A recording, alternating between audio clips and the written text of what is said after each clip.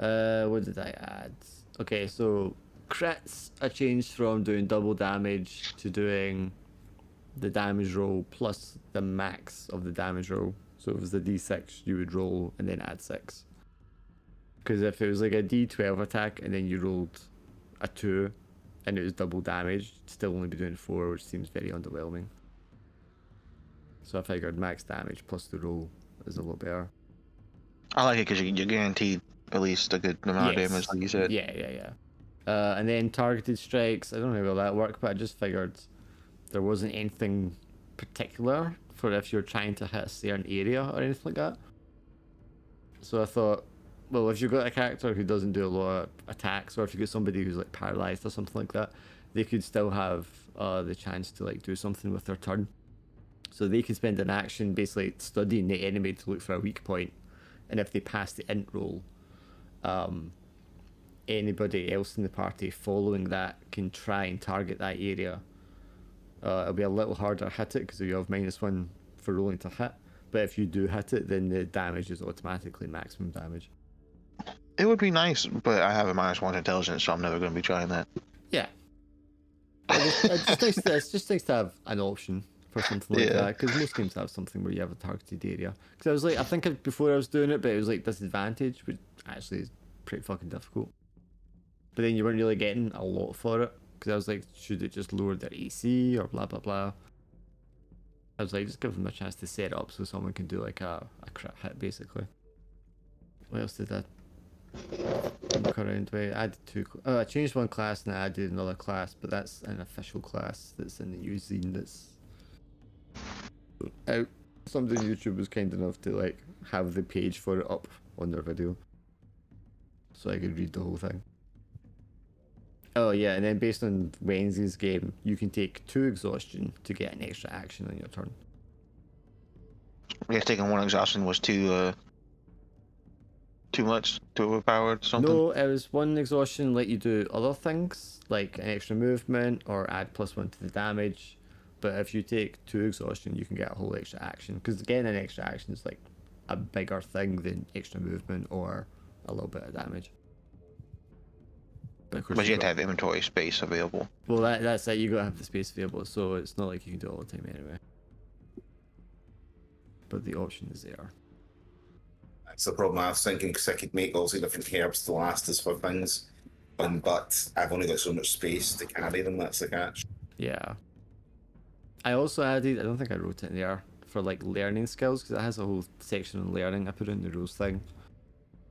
That's so you can get like advantage on stuff, or just so you can do actions that you wouldn't be able to know normally otherwise.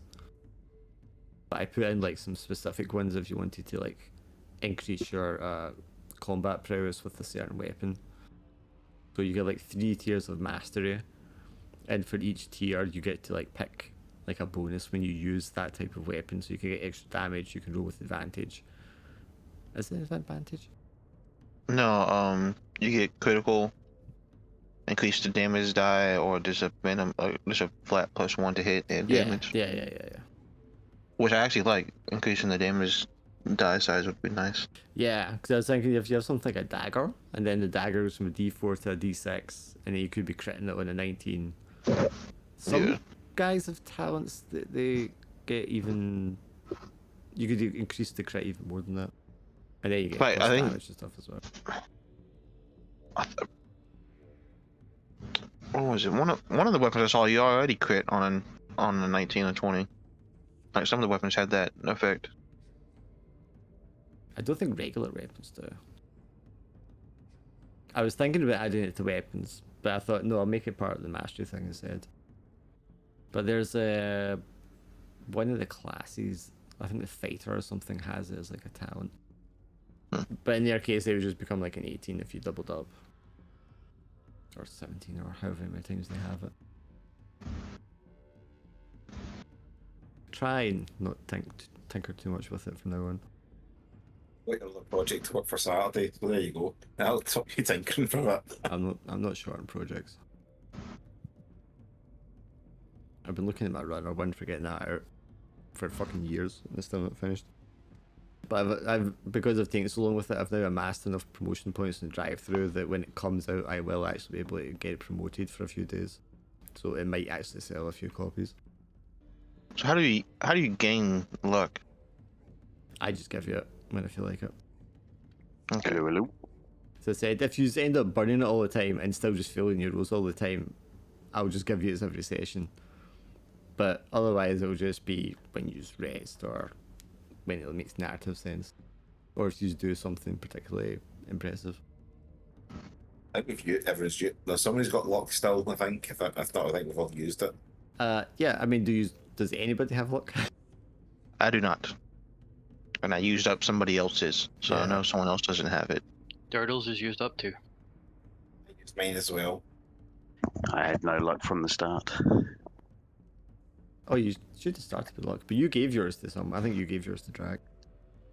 Sounds about right. Yeah, I did, I'm sure. Yeah, sorry for being late, everyone. That's fine. Ooh, what's this Um, animating background? Ooh. I was just going over the house rules I added. The only one that's really super relevant is the crit damage one. It just means you got a better guarantee of doing more damage when you get a crit. Did like the read of that one, yeah. I put them all in the house rules anyway. Back 2 minutes, got to take this dog out. Just farted. It's supposed to take it out before it farts. Yeah, because what you I think targeted strike, the first write-up was -2 to hit, which would then allow them to bypass armor class. Just didn't seem. Yeah, I was Well, telling you a yeah, couple. I was impactful. reading like other house rules people had for stuff like that, and just Mm. trying to come up with something that made more sense. Because if you look at old versions of D&D or Pathfinder, you had like touch armor class, didn't you? Which could completely negate worn armor. But if you're against a dexterous character, their innate armor class would Well, I was obviously also, be. yeah, I mean, I was also trying to think it works in real life because obviously you're kind of bypassing the armor, which is the whole point. But armor class isn't just armor; it's also their ability to like dodge and block, and the whole thing sort of wrapped together as one score. That's right. So then I thought, well, it makes more sense then if they find it and you manage to, you know, through the trickery and the more difficulty of getting to that tiny little bit, that when you do, you actually do more damage because you're going like straight into it. That's right. It's like finding the chink in somebody Yeah. supposedly high class impervious armor, Yeah. or figuring out the ball joint of the giant golem is Or is the you one. know the one part of their body that's not like guarded or something like that. Do you know what I mean? Exactly. But yeah, I think that's alright. Okay, I'll take us to the scene. Oh yeah. Role playing during downtime / moments giving experience is quite nice as well. Oh yeah, that's the one. Because we do that in the other fantasy game and it works quite well. It's good because it encourages you to flesh out your character a little bit. Also learn Yeah. something a little bit from the other character, and then you tells both get us XP tells for us that you're looking for it, incentivizes us to actually have a story type of Yeah, thing. yeah. Especially because we didn't really do a session 0 with this, where you like gave a backstory to your character, so you're just kind of building it as you go. That's your Nice. back. Yeah, that works really. I like that in a lot of games. It works pretty well. Help build narrative as well, where you're going, and sometimes the stories as well. Yeah. It also creates. I mean, we had lots of real cool moments when we did it before, because it's like between two characters, because you're asking the other character something about themselves, and it creates like bonds between them. But yeah, it's there and it's optional, so I mean, you don't have to do it. But so you guys had basically bonked all these bandits. One of them was a captain with the plume hat, which someone is now wearing. Yeah, and one of the paying elders of the village then sort of ran out and said, "No, wait, don't kill them," type of thing. Am I remembering right? No, he ran up and clocked one of them with his staff and knocked him out. Gotcha. I wasn't sure if he was running up to stop us from killing conscripted members of the town village or something. No, I think we chose not to kill them because we wanted to question them. So like we just didn't want to kill any of them in case we accidentally killed one of them. Yeah, Durdle tackled him to the ground, and then the elder ran up and just like smacked him in the heat to knock him out. And then Yes, and then you put him in shackles. The other two are knocked out, They won't be locked out for very long, so you need to decide what to do with them. Right, the other two, I feel like we wouldn't mind killing. It was just the captain seemed the more important. Yeah, the flash helmet. They are unconscious, so if you wanted to coup de grace them, you can do that. Also, I will not make this mistake like I made last week when you had one thing hypnotized, and I just made you do rounds of hitting it instead of just being able to fucking kill it. Yeah, is there like because I think tonight I'm at my mother-in-law is actually visiting, so I'm on the laptop in the other room, so I don't actually have access to the PDFs, which I don't think is going to be a massive issue. No, you But should be fine. as far as having the hypnotize spell open in front of me, it doesn't really have a like some D&D spells are when this creature takes damage, he gets to roll the saving throw again. Yeah. Type of It was rule with it. because the only reason I did it was because if you didn't kill it before it went back round to his turn, if he failed to keep focus, then it would snap out of it. Was what I was thinking. Gotcha. Yeah. But I don't think I'll do that again because it's just tedious. I think part of the spell said, whilst hypnotized, they spend their movement to get as far away or something, isn't it? It's like almost like a fear effect, if I remember correctly, mechanically. If we liken it. I'm reading it. It doesn't say anything about them moving or anything. This is breaking the line of sight allows them to make a DC 15 charisma check. No, I thought it said they use their movement, but I don't need the PDF, do I? We've got a fully fleshed out journal and what have you. Well, I mean, not everything's is. in there, but most of the stuff's in there. It is a focus spell, though, like he said, so I had to keep focus on it every round. Yeah, so there was a chance you could have lost focus if you didn't kill it in time. But I mean, really, if it's just standing still, this is why I don't like hit points, because it doesn't make a lot of sense when you break it down this way. Because if your weapons can only do X amount of hit points, and that's not enough to kill it in one shot, then how come sometimes when it's defenseless you get to just kill it in one shot? It doesn't make sense.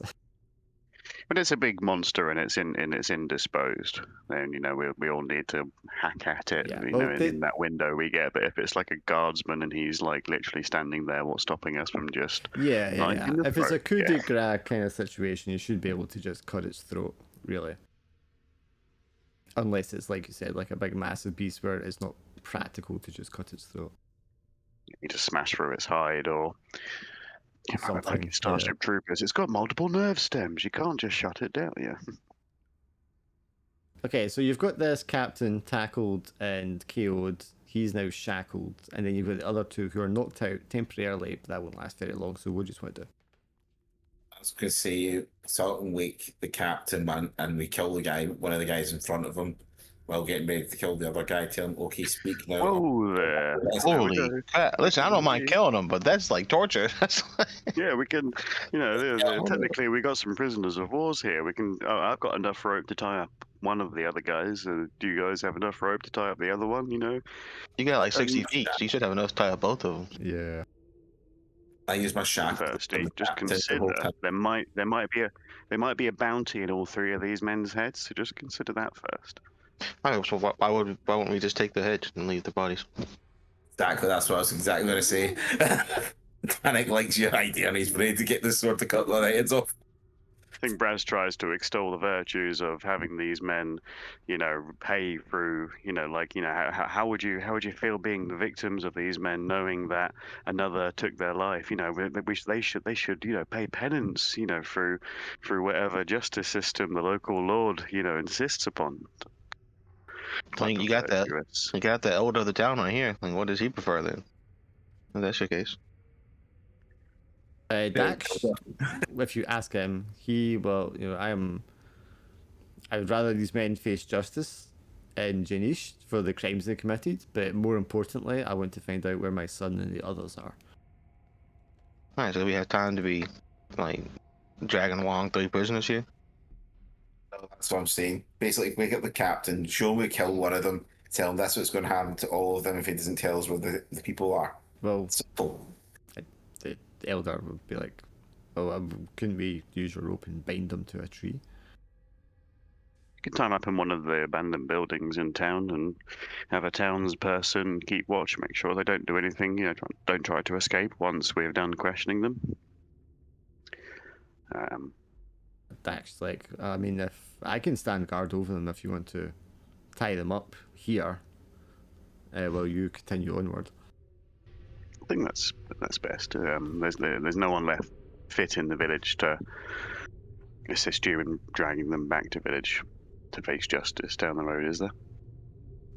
I mean, I could return to the village and bring others to collect them and bring them back, but yes, it might be better if I just watch them here until you return, because you are obviously better armed than anyone in the village is. And if you're able to recover the men they were taken, I mean, they will be able to help us on the return journey anyway. I was a tiny bit disappointed. He's agreeing what you have to say and do, but he's disappointed in the end not be able to cut one of the heads off. And that's why he's chaotic. I haven't quite lined up voices to characters. Who is Tink playing? Is Tanix the lion man.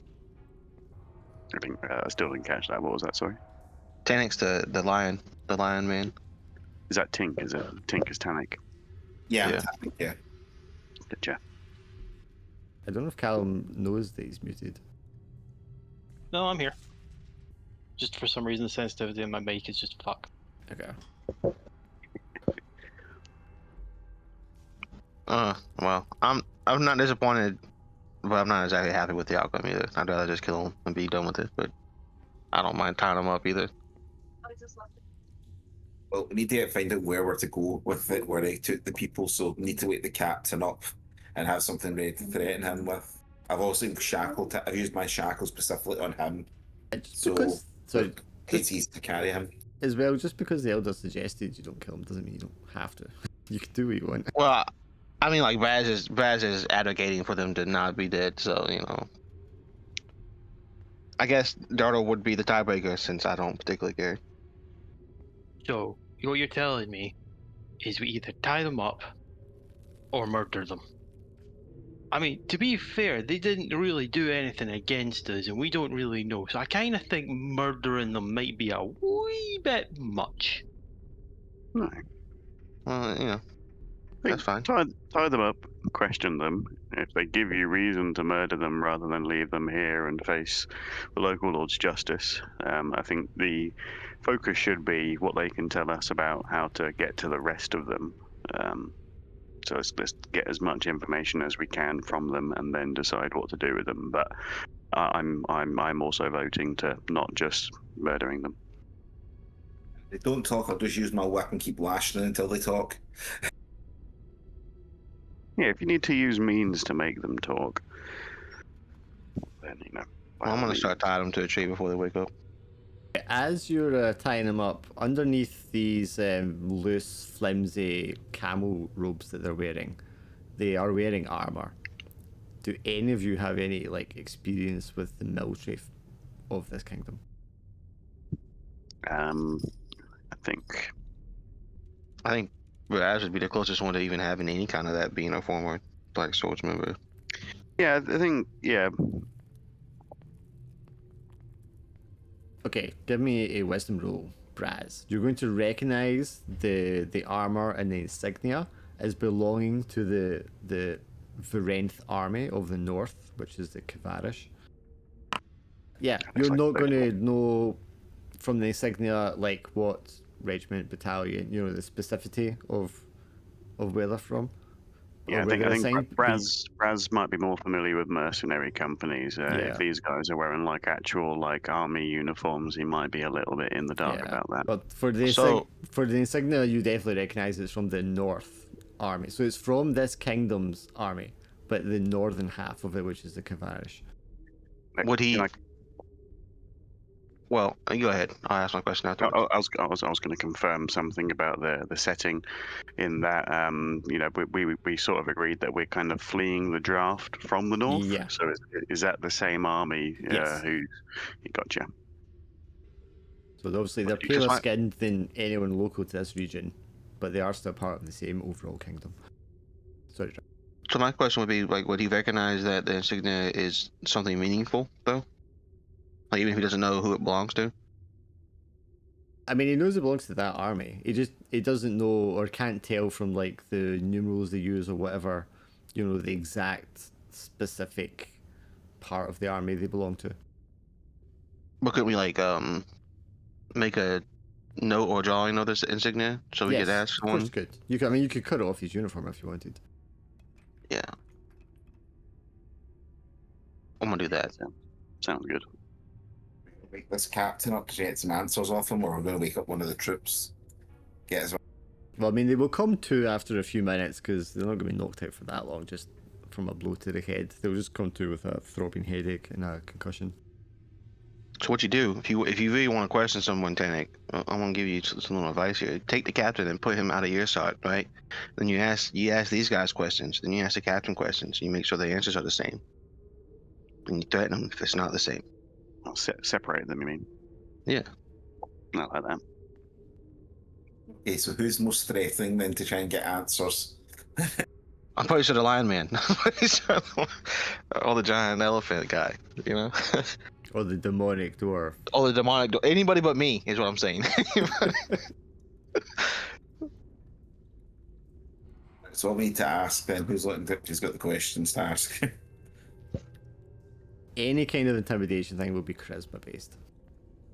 Oh, maybe it is me. Good cop, bad cop situation. So you be the good cop and talking to them, getting to answer the questions, and the others just stand here threateningly. I don't mind. I don't mind. And you have your crew with a BDI just staring at them at the side like a wee light, for a glowing purple.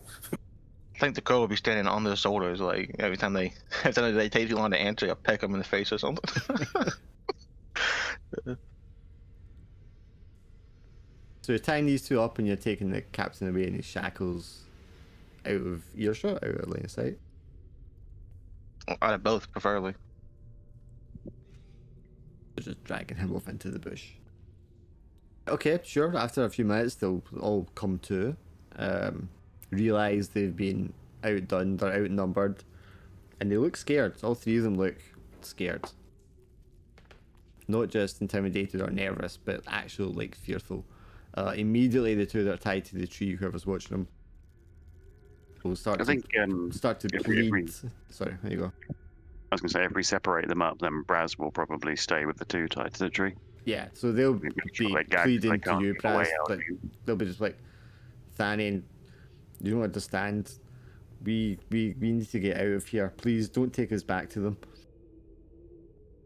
That sounds very interesting. Why don't you tell me more about why you're so worried about being taken back to them? Oh, who's them? Would be the first question. The snake priest and his followers, the ones we were here to aid. I'm assuming you're some sort of mercenary, yes? Say that. Have they hired you too? Are you here on orders? We're in here on the request of the town. We haven't heard nothing about no snake priest though. But you're here on official orders. So how about you guys answer the questions instead of asking them? Let's start with that. Yeah, you got a lot of questions for someone in your position. He sits up and looks a little more fortified. At the mention of a snake priest, what could I do like a wisdom religion roll for Braz to see if he knows of any local serpentine? Without cultic. even rolling as a Thanian, you will know of the existence of the reptilians, which are like, obviously like reptile Thanians, but they are a different culture to you guys. So not something that would have been widely known, but Yeah, they exist like deep in the rainforest, and they don't normally make contact with others. double check with our guide, see what he knows about local reptilians. He will shrug his shoulders. He's heard stories about such creatures, but he's never seen one. So I'm gonna have the crow hop on his shoulder, like get real close to his face. I guess kind of like staring him in the eye. So like, what were you doing for these snake priests? Why were you here? If you're not here as part of the army's orders, I'm not going to tell you anything. You can have my name and my rank, and that's it. poke him in the eye. Gonna poke him in the eye with this beak. Ow! That hurt. We're here on not on army orders, but we're with the black swords. Yes, I thought as much. Mercs. But you've been sent here from the city. Which city? Don't answer. Poke him in the eye again. Ow, please stop doing that. Well, answer my question and stop asking your own. Or I'll take your eye. Look, we're loyal soldiers of the Varenthian army. We're I don't on care your who you side. are. You are kidnapping people, and I want to know why. So why don't we get to the answering the questions? I mean, we're here on orders of the army to assist on an agent's task here in the region. You aren't just bandits. No, of course we're not bandits. I mean, that was obvious from the armor they're wearing. No, they could be deserters. I mean, they could have been deserters, I suppose, following their captain. The second one will pipe in, quite clearly offended at the insinuation they're deserters. We would not desert. Our liege, our lord, we are sworn an oath of fealty. We do not choose to be sent down here and muck around in the forest and drag tribal people into the woods. But orders are orders. And what are these people, these snake priests, doing to these people that you're dragging off to them? That's when they kind of look at each other and they look kind of nervous again. But you want to break one of their fingers or something? Maybe they'll start talking if we start administering some pain. Where is the captain? What have you done with him? Don't worry about your captain. You know, he's with the demonic dwarf guy we had with us, and I promise you he's not being treated quite as nicely as you two are. Yeah, the Listen, Donna dwarf's got horns if and you- glowing eyes. listen, If you want us to go, twinge Yeah. for some reason. if you want us to go stop what's his questioning, then maybe you should answer our questions a little bit faster. mercenary. Like, you're getting it the wrong way around here. We're on the same side. Okay, I'm not sure what you're being paid for exactly here, but we are following orders as set by our lord. We're not doing anything illegal here. This is a military matter. So kidnapping random innocent people is a military order. Well, I mean, we're not always comfortable with what we're told to do, but yes. Well, until I know more, I'm not going to take your word for that. You'll have to speak to the captain then. He's the one with authority. Well, when they get their answers from him and they come back to us, well, then we'll stop questioning you. But until then, we're going to keep questioning you. So break a finger or something since they're not talking. You're going to regret torturing soldiers of the Royal Army. Regret torturing people who kidnap innocent people? I don't think so. Snap. Tannic and Durdle, you have the captain who comes to, some distance off into the bushes, and he comes to and realizes immediately the situation he's in. So what happens now? You're going to kill me? Either on the answers you can give us. I mean, I'll give you answers I'm permitted to give as an officer of the Varenthian army. Where's the villagers? They've been taken to a nearby temple, as Where? our instructions. Was your instructions to raid and pillage villages? I'll answer more of your questions when you tell me who you are working for. I'm going to strangle him. Going, I asked the questions, not you. Strangle. Like Homer just. And I'm on asking questions. You answer. I can't very well answer when you're choking me. I loosen my grip. Coughs and then spits, just curses animal. Nods his head at Durdle, and you take orders from this beast? Durdle tilts his head. We got a map or anything with us, or any sort of idea where location is? You can get him to tell us where, or point it out. Don't believe. Can't even got a map. Don't believe anyone has a map. This temple. How many people, soldiers, and what they're doing to the villagers?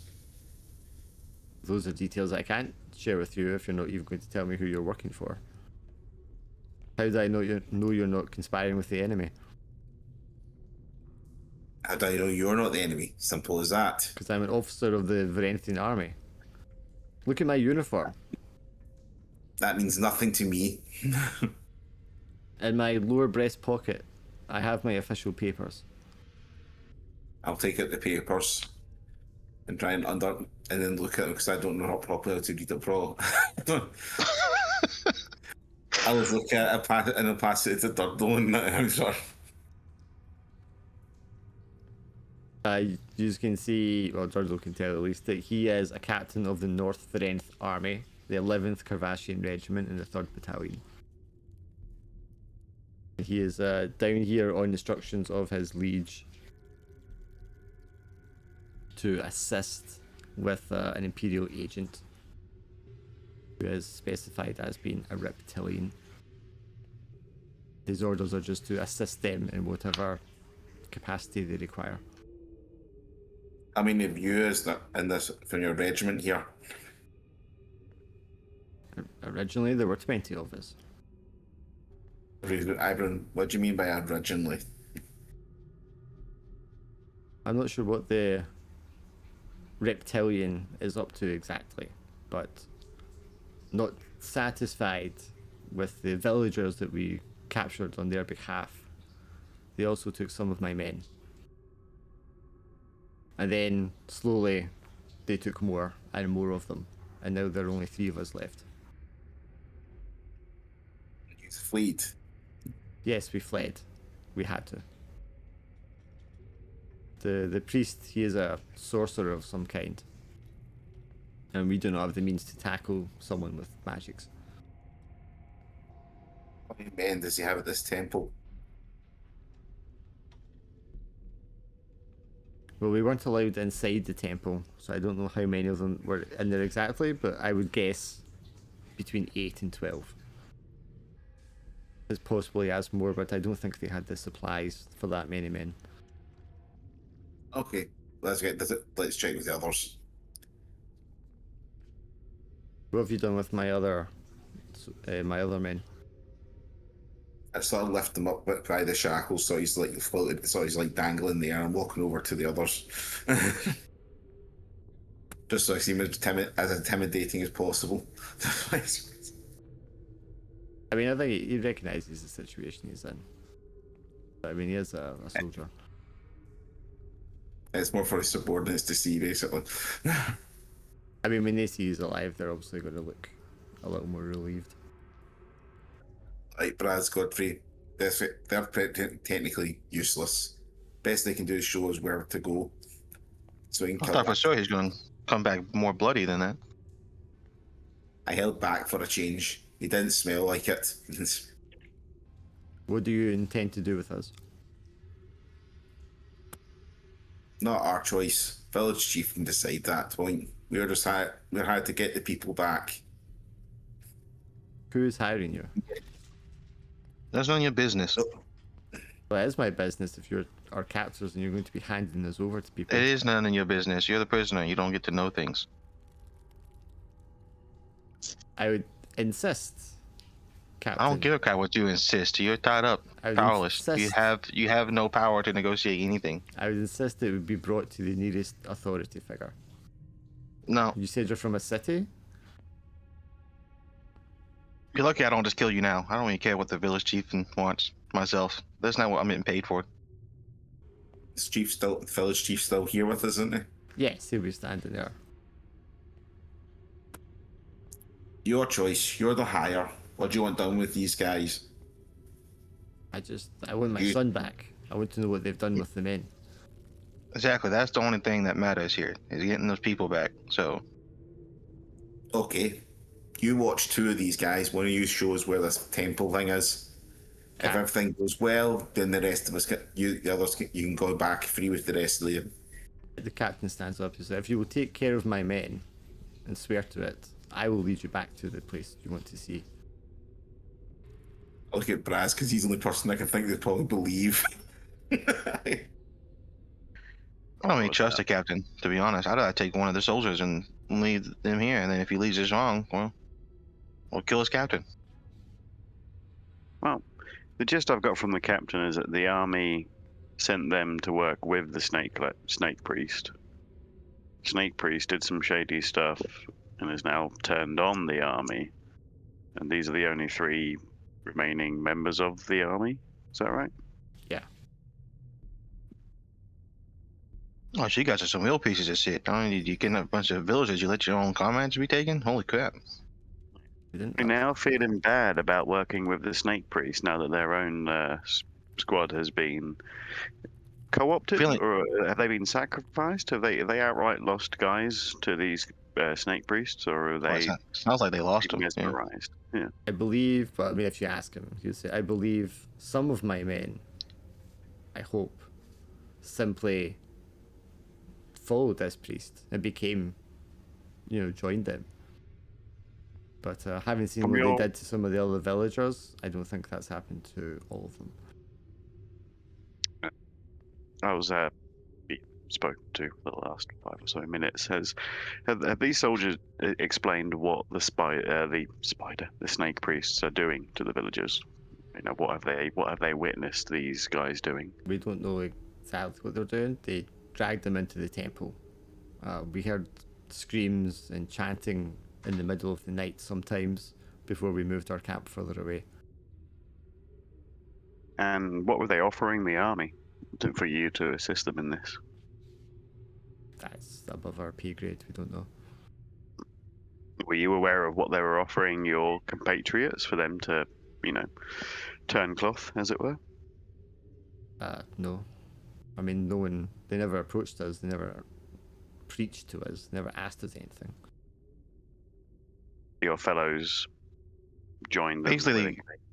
Basically, they told them, "Hey, come into the temple," and then they never saw him again. That's what he's saying.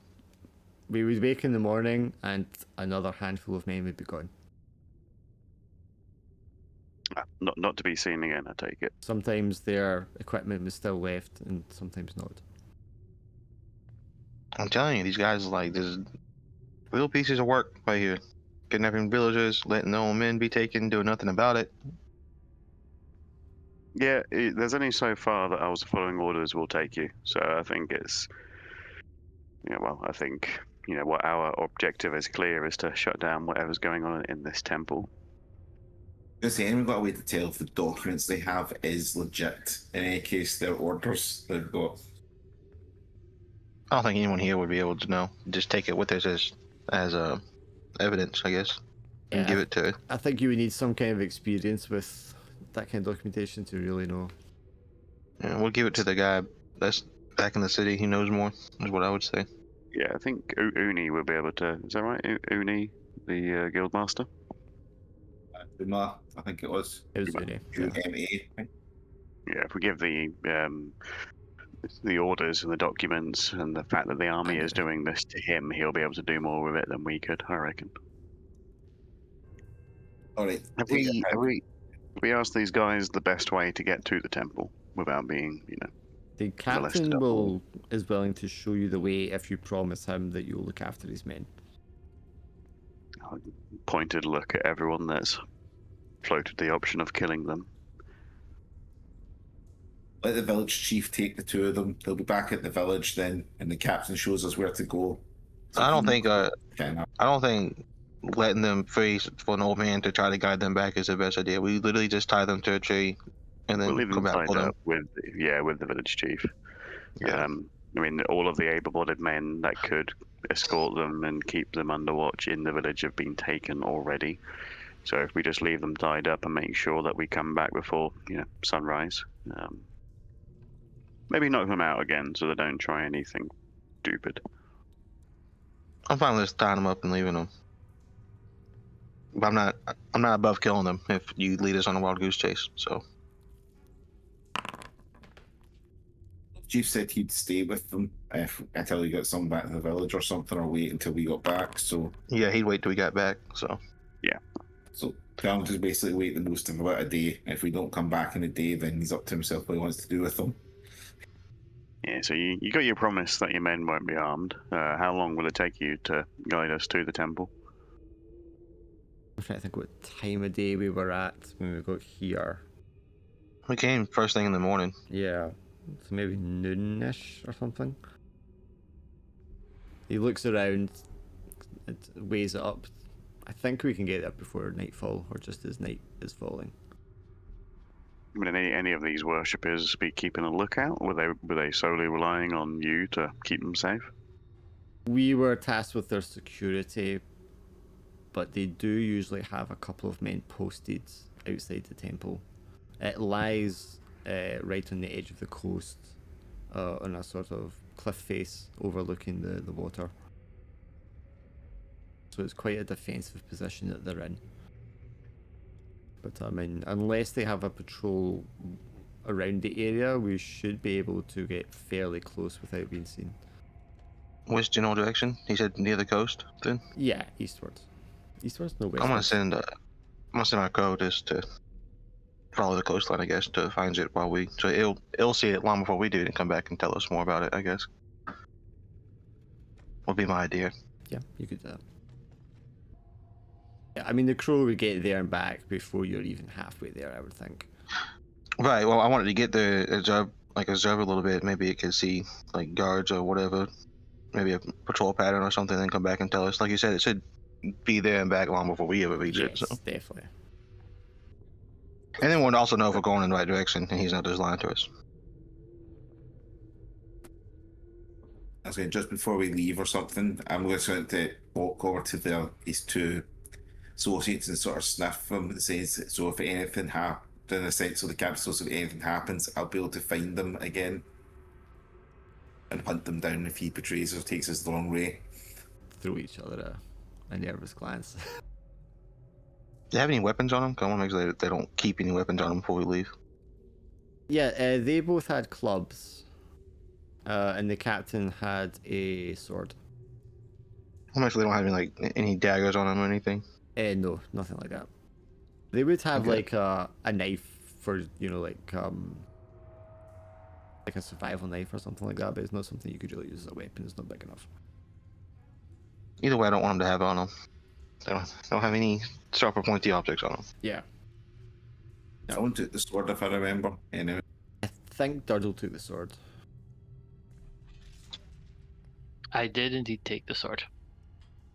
Yeah, I think the last weapon he was using was like a pants 1d4 one, so I think we all agreed No, it was best. No, he had a war axe, but it wasn't doing him much good. He's like, maybe I'll swap to the sword. He said, Pretty much. I think I need some item space. I might give the chief like my whip or something to keep and use just in case. I mean, he can have the clubs. you had a so bunch he'll of be fine. weapons, so you could give him a weapon. You could also just pick up one of the clubs. Yeah, I So was he gonna say, has clubs. he might have more luck with a club than a whip, being a village guy. As well, I mean, if you think they're carrying too much stuff, you could leave stuff here stashed with him at this little camp. If you want to lighten your load somewhat. Yeah, like, do I want to bring my bedroll with me? Type of thing. Yeah, exactly. Yeah, I mean, we could. I think Braz might even be the altruistic, empathetic wanker that he is. Might have laid out the bedroll for these guys to sit on, type of thing. So I'll get one slot of because I'm at 15 out of 17 right now. So if I leave my bedroll behind, that gives me 3 clear slots just in case. As long as you don't need to rest to regain health and stuff when you rest, you won't need the bedroll. But if you want to do that in the wilderness, you'll need the bedroll. Down with Durdle if worst comes to worst. I'll leave my bedroll with the priest then, as not the priest, the chief then as well. Yeah. So they've got to. Anything you want to just like stash, you can stash here with them. I stashed the rope, but that's only because I used it to tie them up. Yes, also works. Fine, that'll be fine. And I've got 2 slots now available. Plus, we'll probably end up using stuff anyway. So All right, let's go. We wasted enough time.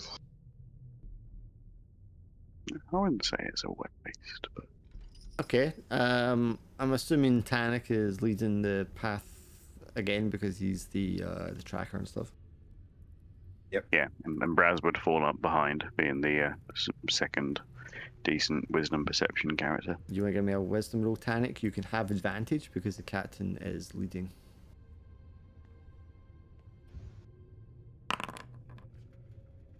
Ooh.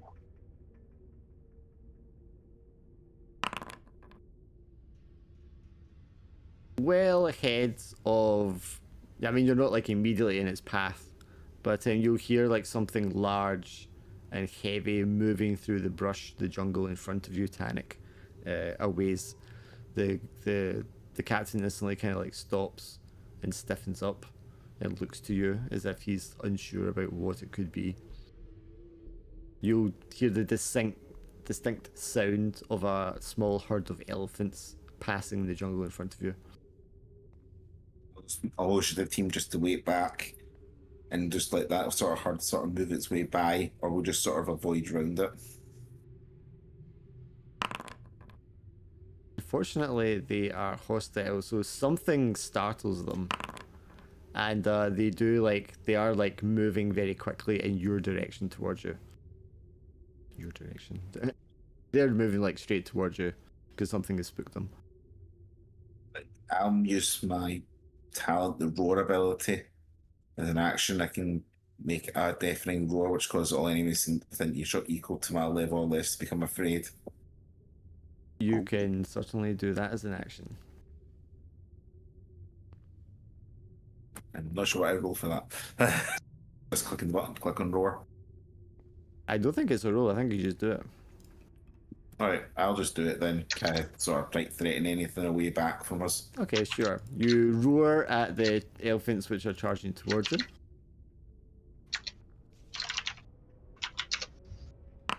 You roar at the 4 elephants that are charging towards you. Unfortunately, elephants are not your level or less.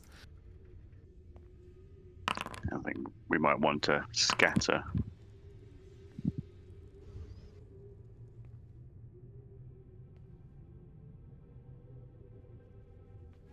I do think That's taking the best. cover from the running, charging walls of meat is a smart idea. Yeah. Yeah. Everyone want to make me a dex check. I think, 9. A 9 or more will get you out of the way. Braz will attempt to assist whoever's nearby, but we'll try and get away. Oh. Look at that lovely slew of numbers. I rolled a 4. That's This amazing. is great. Anyone who didn't make a 9 is going to take 7 damage. Sorry, 8 I damage. can afford How 8 much? damage. So 8. 8 damage. Yes. Does armor class influence that damage in any? They rolled a 20 on the armor class. can I attempt to do something besides dodge? I mean, you already rolled dodge. that is definitely Braz at 0 because my hit points. Is, I'm dead. is 8. Yeah. Two of our party is dead. Well, 3. No, wait, you're not down, are you, Tanik? From 8? You're down I'm at 1, not. okay. hang on. Turtle's still up, he's fine. They completely missed him. dodge. 0 damage. He's too small. He's too small to get trampled. No, I'm just imagining Durdle like raising his shield and going like and then the elephant just runs over him. You're like, oh, Wait, you do make a great point. I've got both a shield and a helm. It makes more sense to use the shield's sundering effect, but Yes, you could take that and it just gets obliterated. The elephants would trample and destroy it completely. yeah, so I could hold up a shield in an attempt to assist myself. Somehow the I mean, shackled captain also manages to dodge the elephant. I also have a buckler, but I don't think that's gonna work the same way as this. If it has the sunder rule, it can. I had no idea what it has. It does have sundering. The helm says it's got an armor class +1, but it doesn't seem to be adding that to my armor class. But you could take exhaustion to do another action, right? Or move further or stuff like that.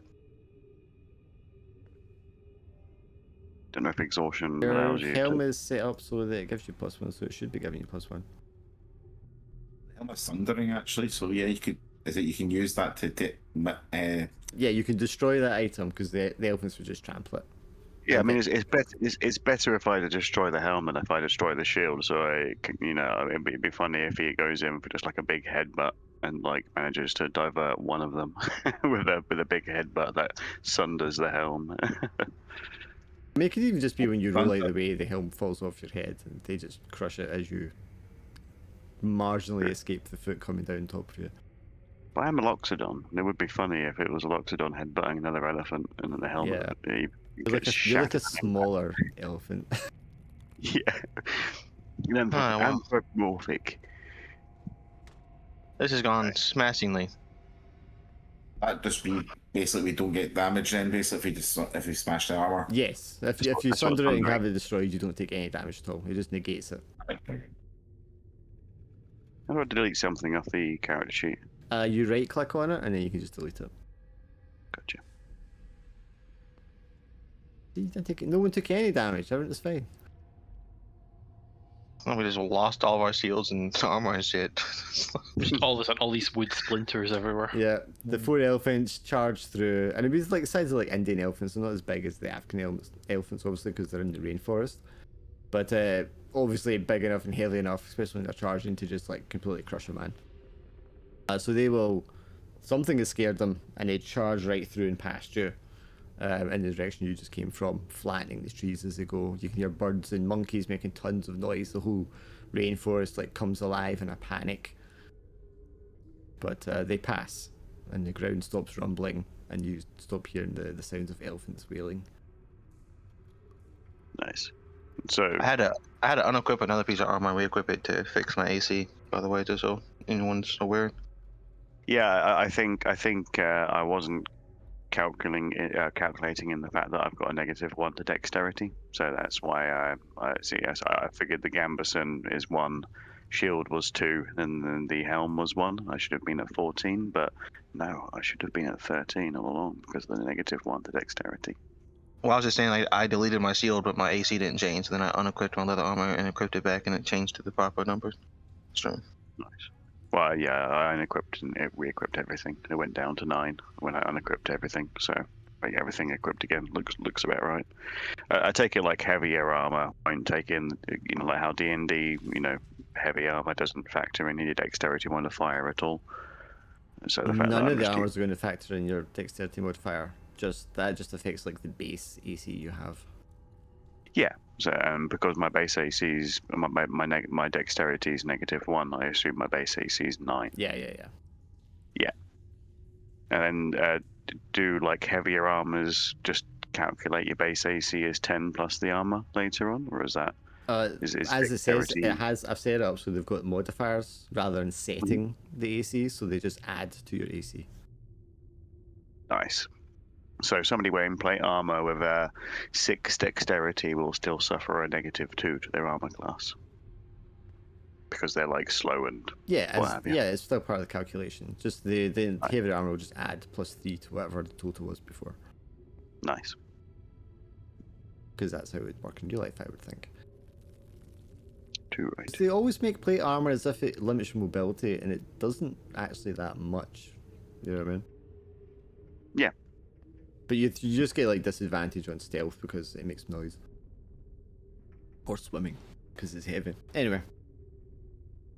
After that little encounter, you just continue your way through the forest. You come to the forest edge on the coastline. You can smell the salt in the air, and you can see the temple resting on this like little peninsula jutting out into the ocean. Even from a distance, you can see there are 2 men in pale white and green robes going in circles around the exterior of the temple.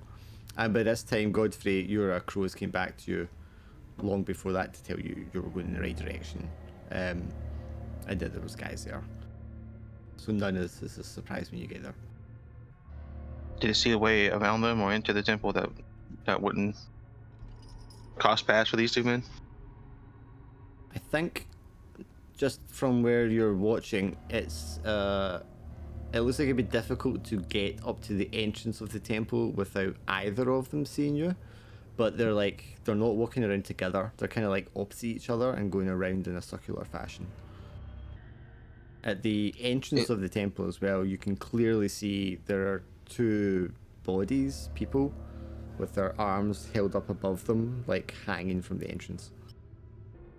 See if I can bring it over here as well. I think Braz's first instinct would be to watch them for not an insignificant amount of time, and then figure out the best way to get past their patrol. See if there's any holes there. Sure. I mean, night is falling, so it's getting dark. As I said, if you imagine like they're just like opposite ends of the temple entrance, going around in a very slow circle. It's not a massive space between them, although the building is literally between them, so you would be able to like tackle one without the other one seeing you if you could do it silently. But if you're trying to time it to run up to the entrance without either of them, it's unlikely that you would make the distance before they were able to like come into line of sight of you. Okay, but I can attempt to hypnotize one while the other one's being taken out. Yes. You do that. I've got a trait for stealth, so I can try and get up to the other one. Or I could use the captain to go ahead, try and speak to the other one, and then I can go up behind and get him that way while he's distracted with the captain. I wouldn't risk the captain being even able to talk to them. Yeah, true. Honestly, I'd gag him right now. So will you do that then? If you try your crow then, and I'll go and try and do stealth to the other one. Yeah, that sounds like the best plan. Then Raz and Durdle use follow us up depending on the results of what happens. Yeah, I can back up whoever's not able to handle their guy. Use of your sort of free turn, since they don't even know you're here anyway. Yeah, I can get a big clonk in the face with a morning star.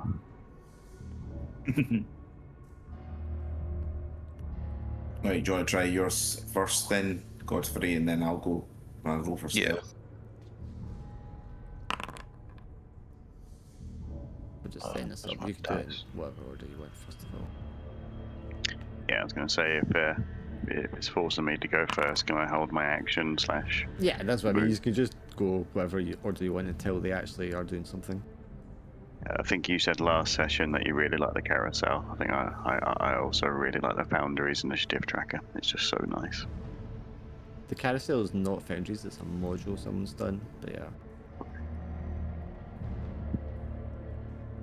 yeah. Yes, that is going to work. Alright, so my hypnotize went off. So I got one hypnotized. Okay, what do I roll for stealth then?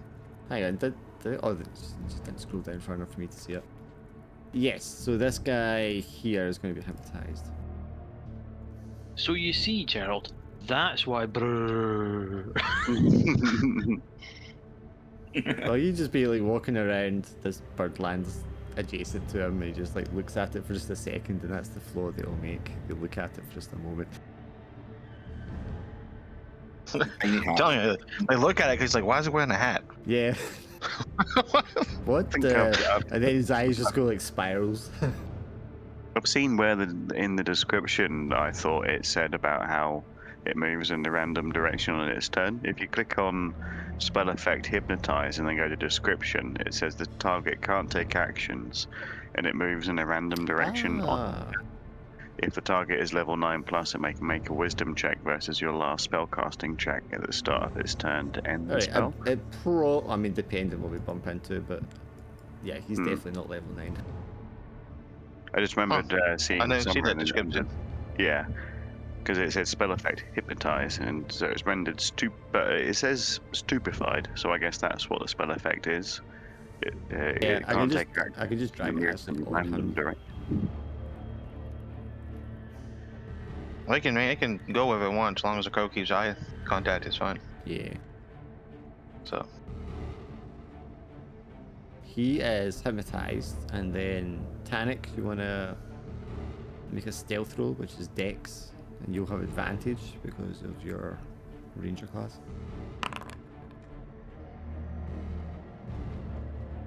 Even if it... Yeah, I mean, it would be a 15, I would think, to get up on him without being seen.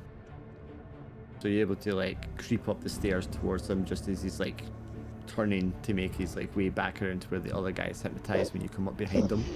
So what do you do when you sneak up on him?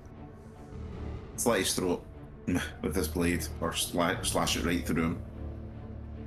Probably slash it through his back, sort of thing, towards his heart to make sure he's dead. Okay, so if we say, because you've got that, you're just doing, like, max damage from behind at him, Yeah. which is enough to kill him. So you do just cut his throat and he just drops to the ground. Right, don't to use guys to do finish off the other one. Yeah, if there's no one free to finish off the hypnotized guy, then Baz will just run up to him. Big bald morning star at the end of his massive club and just overhang swing and just cave the guy's skull in. Yes, he has 1 Jesus. HP, so he's dead.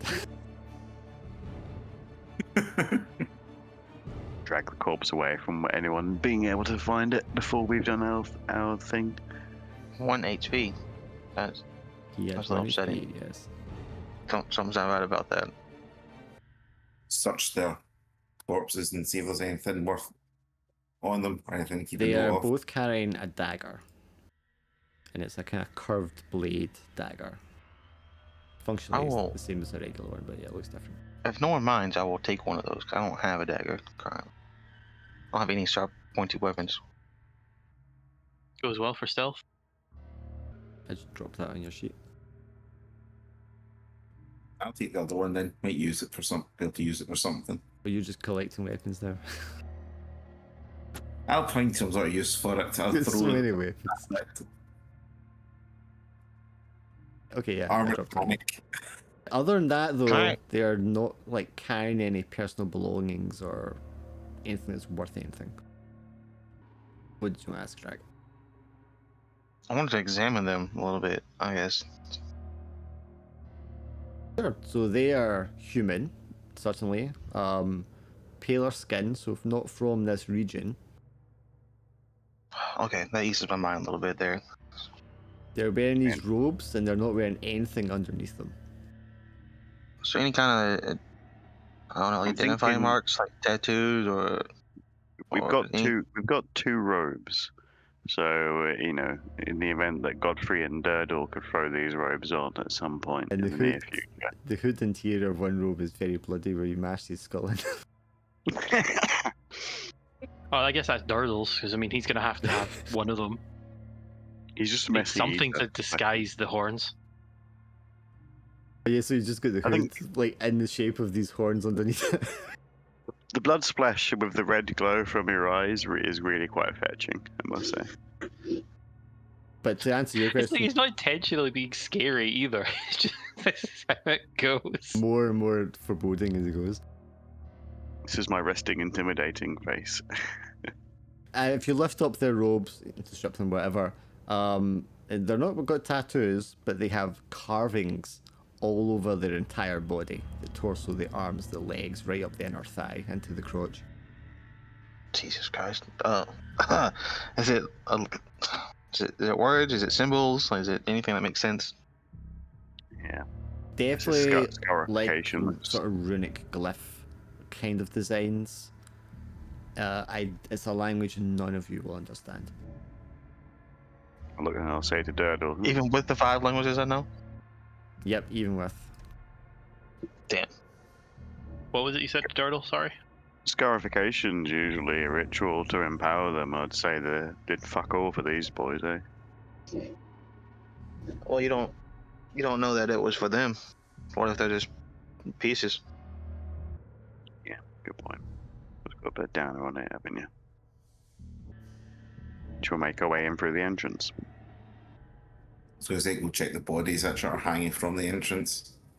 Yes, these are people, probably the villagers that you have been looking for. At least 2 of them. They're strung up by shackles on their wrists. They are completely naked. They've had like a winding S-like design carved on their chests right down to their belly, and with the final sort of swoosh of the design, it's disemboweled them, and all the guts are like hanging out from the bottom, and it looks like a very crude sort of snake motif, including the shape of the intestines hanging out from the bottom. And there will be a handful of rats at the bottom, sort of just like gnawing on bits of flesh that have dropped off. We brought the captain with us as a guide. Did we also bring? We left the town elder behind, didn't Yeah, we? he's guarding the other two, which is probably a good thing. These are two younger looking guys. They can't be more than maybe 20 years old. I'm assuming they're dead. Disemboweled. Yes. Yeah, they're bled to death. Double check with the captain. So, do you recognise any of the strung up individuals? These are two of the villagers that we brought in.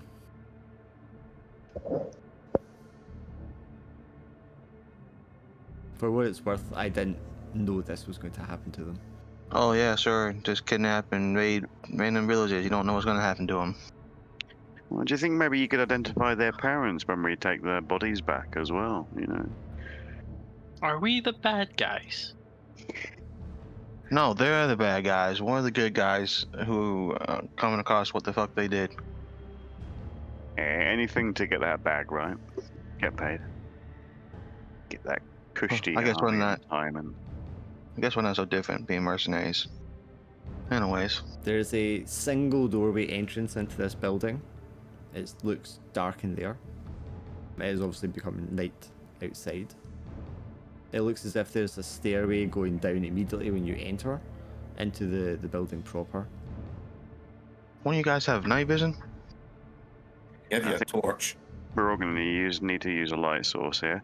As we'll ask, you know, should we use mundane or shall I cast the light of Saint Teragnis upon us? I can use my torch rather than risk you like eviscerating Maybe. yourself.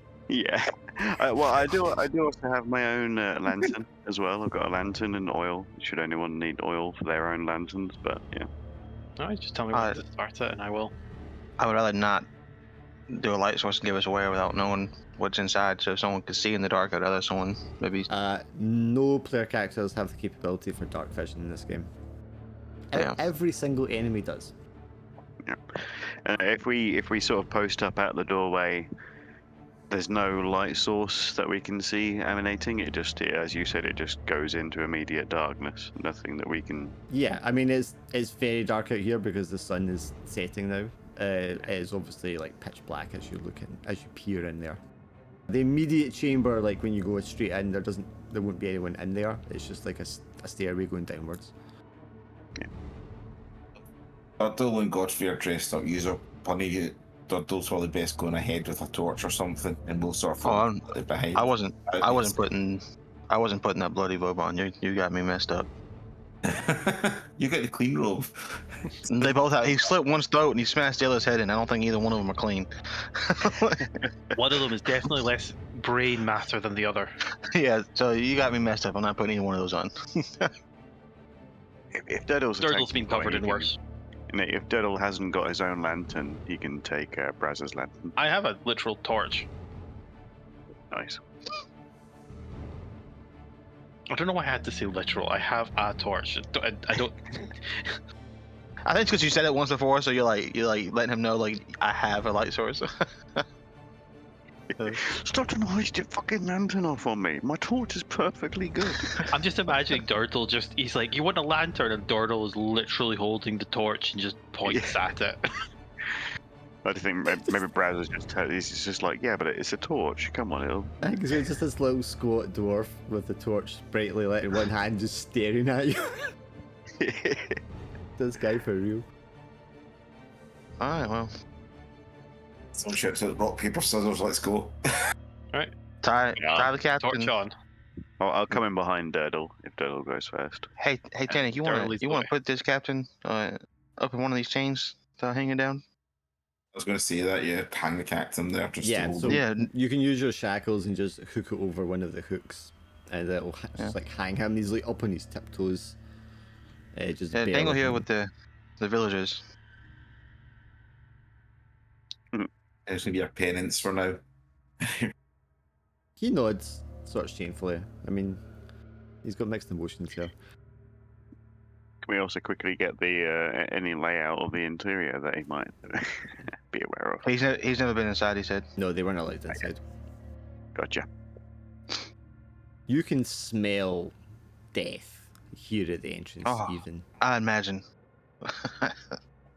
Occasionally, wanna go there's in. probably like flies buzzing out up from the depths to the entrance here.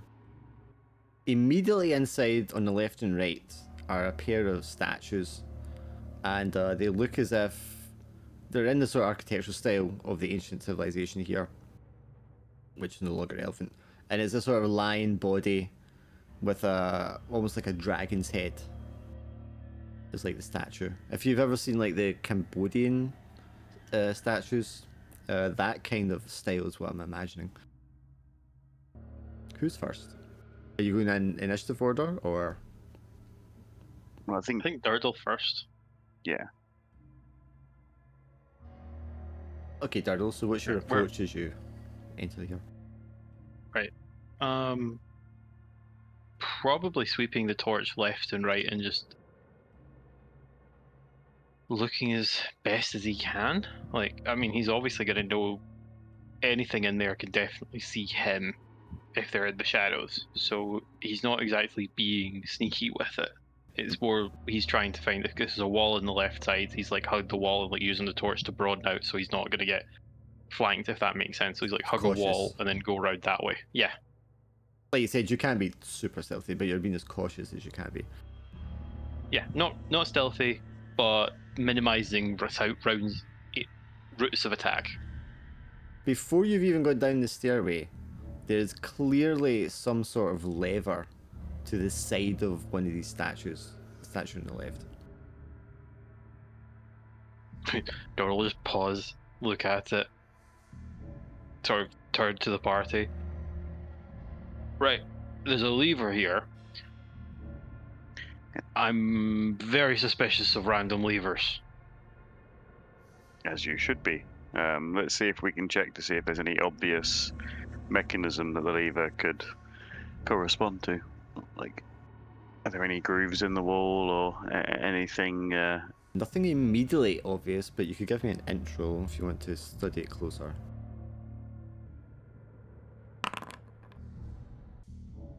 Simple 10 for you. Nothing obviously. I mean, that's probably fine. I see nothing obvious that the lever corresponds to. So Does the, pull it or leave it.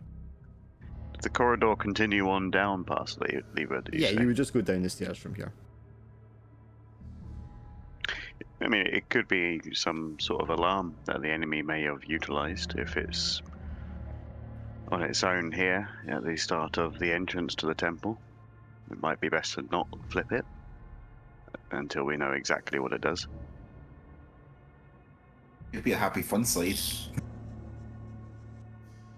What was that? A happy fun slide down the stairs into the ramp. I'll say you leave it, and we pull it if we have to later. So we not pulling it? Vote against pulling the lever. Yeah. Okay, not pulling it. Let's keep going. I'm just imagining, I'm like not pulling it, but I'm just imagining like you pull it and it turns the entire staircase into like a chute. And you'll just go. Yeah, that's what "Whee!" Ting was saying. Just wee, wee, wee. It's just a quick way to get to the bottom, obviously. It could also be some kind of mechanism that maybe, I don't know, closes the entrance out. Mention a substance saying, I only left once, pull the lever. I'll leave it to your imaginations then, since you're not going to pull it. Dardle, do you want to give me a dex check just for generally creeping? Yeah. Oh, Oh. ace, yeah. You can will go. descend down this stairway and follow the tunnel, which immediately just like takes a left, and it like curves around, and probably unusual to find like a passageway which is like circular in this fashion. And as you pull along that, it eventually comes to a sort of like a T-junction, and you can hear like whispering voices and soft footsteps of a patrol coming from the left. Okay, so they can see us, so there's no point, like, you know, we can't see them if we turn the torch off, so that makes silly sense turning it off. You're actually better off if they are you seeing in the dark to try to jump out and get the light source as close to them as fast as possible, because then they wouldn't Yeah. have time to adjust to a bright light showing up in front of them. Oh, that's a fair point, yeah. So just bum rush them. Is this going to make me roll this again? It's going to be weird. Caltrops, I could throw like them in front when they're walking towards us. You're 19, you Plus that 17. push those damage. efficiencies. As they come back to patrol, they can step on the trap, and then hopefully that will give us an advantage in attack. 19, 17, 76. I think the order's fine anyway. Yeah, sorry, what did you want to do? I was going to use my caltrops, sort of like place them in front for when they come back towards us. They'll trigger that, and then they'll give us sort of an advantage in attacking them. What did you want to do, Turtle? I mean, like, his initial one was going to charge them, but if one of the guys is like, hold, I'm gonna throw Caltrop, he'll pause with the shield up and, sword raised.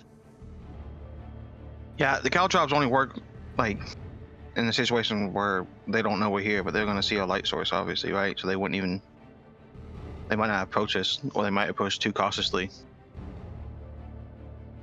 We just throw our weapons at him. That's why Tanic has like a horde of weapons. You just throw them over the Caltrops. Throw the dagger afterwards. It's up to you, Turtle. If you want to take initiative and run and charge them before they even know you're there, that's up to you. I feel like that's the case I want to do, because I feel like the Caltrops is just going to delay the situation. I'd certainly back you up with that as well. It would Right. save us stepping on the caltrops ourselves. Yeah. Bum rush. So, Durdle, you charge around the corner and immediately see two cultists. Is this guy invisible? Ooh, flashing cultists. I don't know why they're invisible in the tracker right here. This one is in front. Okay, so this would be the guy you would be charging into. And you can just do an attack on him. Yep, let's do my longsword. Whoopah. Oh. Oh. Cool. I Now that's cut good. him down in one blow. Yeah, he was going for like the non-lethal kill. It was just a shink. Well, you said you led with your shield. Maybe you just shield bash them. Stabbed him with his sword. Well, I know, but I know he rolled with the sword, but his the shield does damage. And he said he wanted to do non-lethal damage. So I was just trying to think of a way to do non-lethal damage. I mean, you could just smack him with the other end of the sword. You don't have to stab him with the blade. Yeah, it's a flat side of a longsword. He will be going down regardless. At him in the face. And then after him, it would be you, Tank. Did you kill the first one, or did you just knock him out? I'm kind of not sure.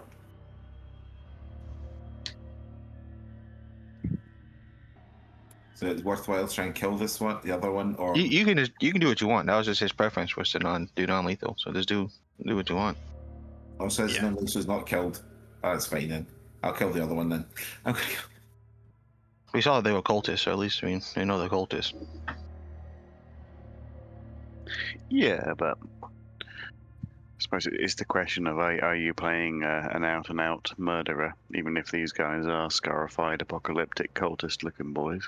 So I'm imagining Tank, you run along behind Durdle, jump over Durdle's shortened figure, like just like leap over him and into the second guy. Basically, yeah. Okay, give me a roll.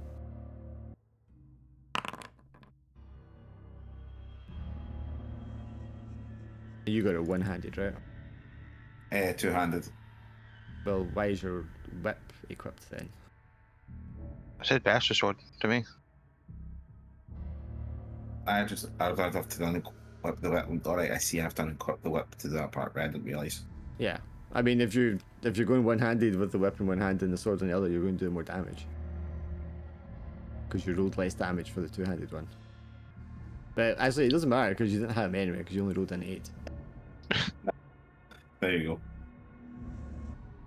go. Leap over, swipe your sword. That guy is going to like somersault backwards, like flip over backwards, like an acrobat, and just kind of like land on his feet, like several feet away back from you in the passageway.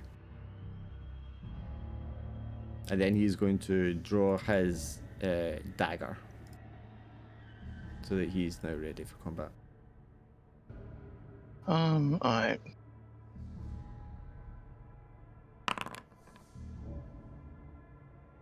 Just gonna cast the Eye Bite spell.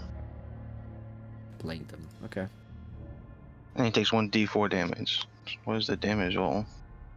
Let's do a slash d4. Yeah, to do it myself, okay. I need to see if I can fix the spells.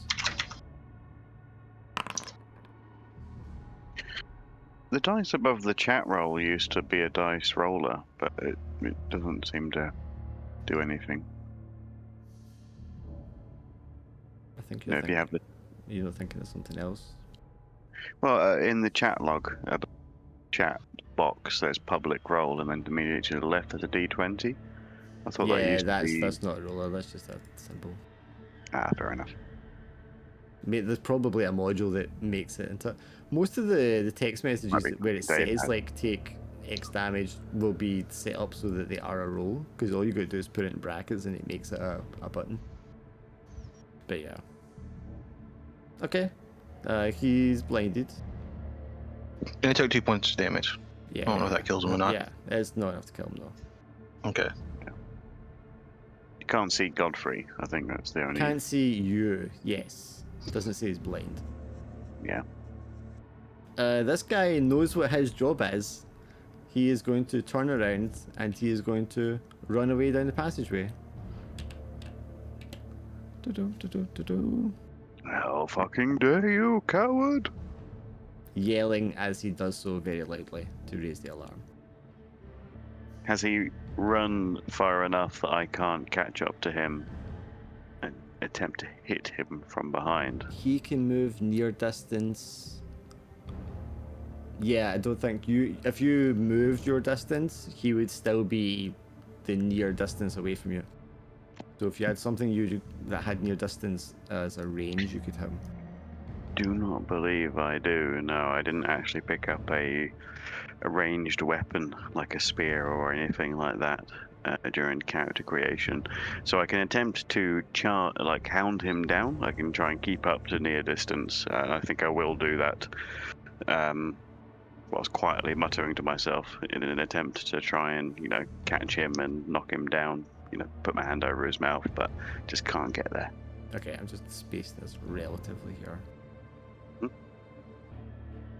As you start chasing him down this passageway, and he's like yelling something in a language you don't recognize, there's a lot of Sith syllables, and you'll be able to hear Braz further down the passageway, and the rest of you can probably hear it as well. The sounds of other voices yelling back in reply. I'll let the rest of the group know that he's raised the alarm. Okay, well, no point calming down now. I guess Dart will try to bum rush the other cultist. I think it's... Yes, you will be within range to catch up to him. Cool. And... a bonk bonk. Oh boy. Ooh. Did we all agree that no one had luck left? I think I definitely haven't. Yeah, got we a don't have point. luck yet. Yeah. I wasn't going to give you this session because you were like in the middle of I the get that. quest, and see how that goes for you before Steve could give you a load. Right, where's this? I've got a random table here. No, we don't want that. No, we don't want that. That's what I want. So you chase after him, but he obviously knows where the traps are and like jumps over them. You just hit this little like tripwire as you're chasing after him. And immediately this large rolling boulder behind Godfrey starts like just drops to the ground and starts like rolling along the passageway behind you all. Uh-oh. Oh my god. So like an Indiana Jones Yeah. style sized, yeah.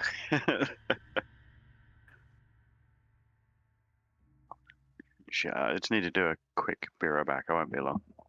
No worries. So attack, what do you want to do? A boulder's coming from behind you. The guy running away is in front. I'm gonna have to run and try and chase up and catch the guy. Sure, I mean your movement distance will get you like caught up with him and Durdle in the passageway. You can hear people further in front coming. It's up to you if you want to stay there or if you want to use your second action instead of attacking the Acolyte to like push past him and try to put more distance between you and the boulder. Probably should try and push past him to get ahead of the boulder coming. Can I like shove him on my way by, in a sense? If I'm running past the Holtles guy, because I assume I'd have to shove him out of the way. Yeah, you give me a strength check.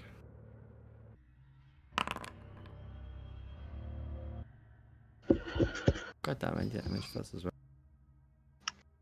Yeah, I mean he is very flimsy, you'll be able to just like knock him to the side quite easily. For a brief moment, I thought he was doing the Resident Evil 4 scene where he's Leon punching a boulder. Nah, I'm not that chancing that far.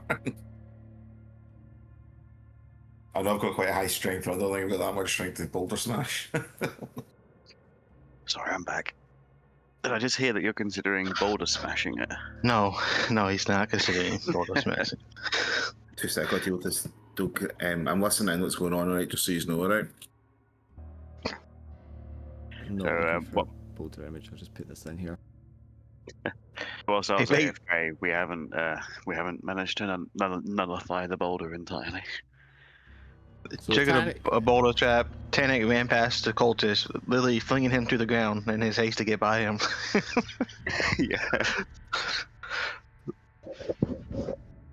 Which he might be stampeded on next by Dodo on the elephant man. Who knows? I'll say he's prone. Yeah, I in that mean, sense. If we're looking to outrun the boulder and slow it down with the last remaining snake guy, then I'm all for that. So I didn't chase them all. I'm assuming I was still kind of in the. If you don't move The the first boulder, it's hallway. hitting you next boulder turn, yes. But okay, but didn't they chase him like into the corridor, then chase him down a different corridor? So I'm still in the first one. You mean you haven't entered the corridor? Well, if you wanted sight to the guy, you must have been in the corridor, though. Right, but I didn't go chasing him down. So when they triggered the trap, couldn't I just jump back into the first corridor in order to be safe? If you can succeed a dex roll, sure. I'm not gonna outrun. I'm gonna do a dex roll for that too, ain't I? I'm assuming. No, because you can move 2 movements in a turn if you don't take an action. So you would stay a distance ahead of it. And now you can do the dex roll here to jump backwards to the side on the stairs you came down and let the boulder go past. But if you manage to do that, when the boulder does finally come to a stop, you're going to be on one I'll side of be the on the boulder other side of it. and they'll be on the Yeah. other one, yeah. Yeah. All right. Well, I guess I'll just move down the hallway then. The whole turn for 2 movements, yeah. Yeah. Yeah. This guy is prone, but of course, he did raise the alarm. So then these next 3 guys are going to pop up.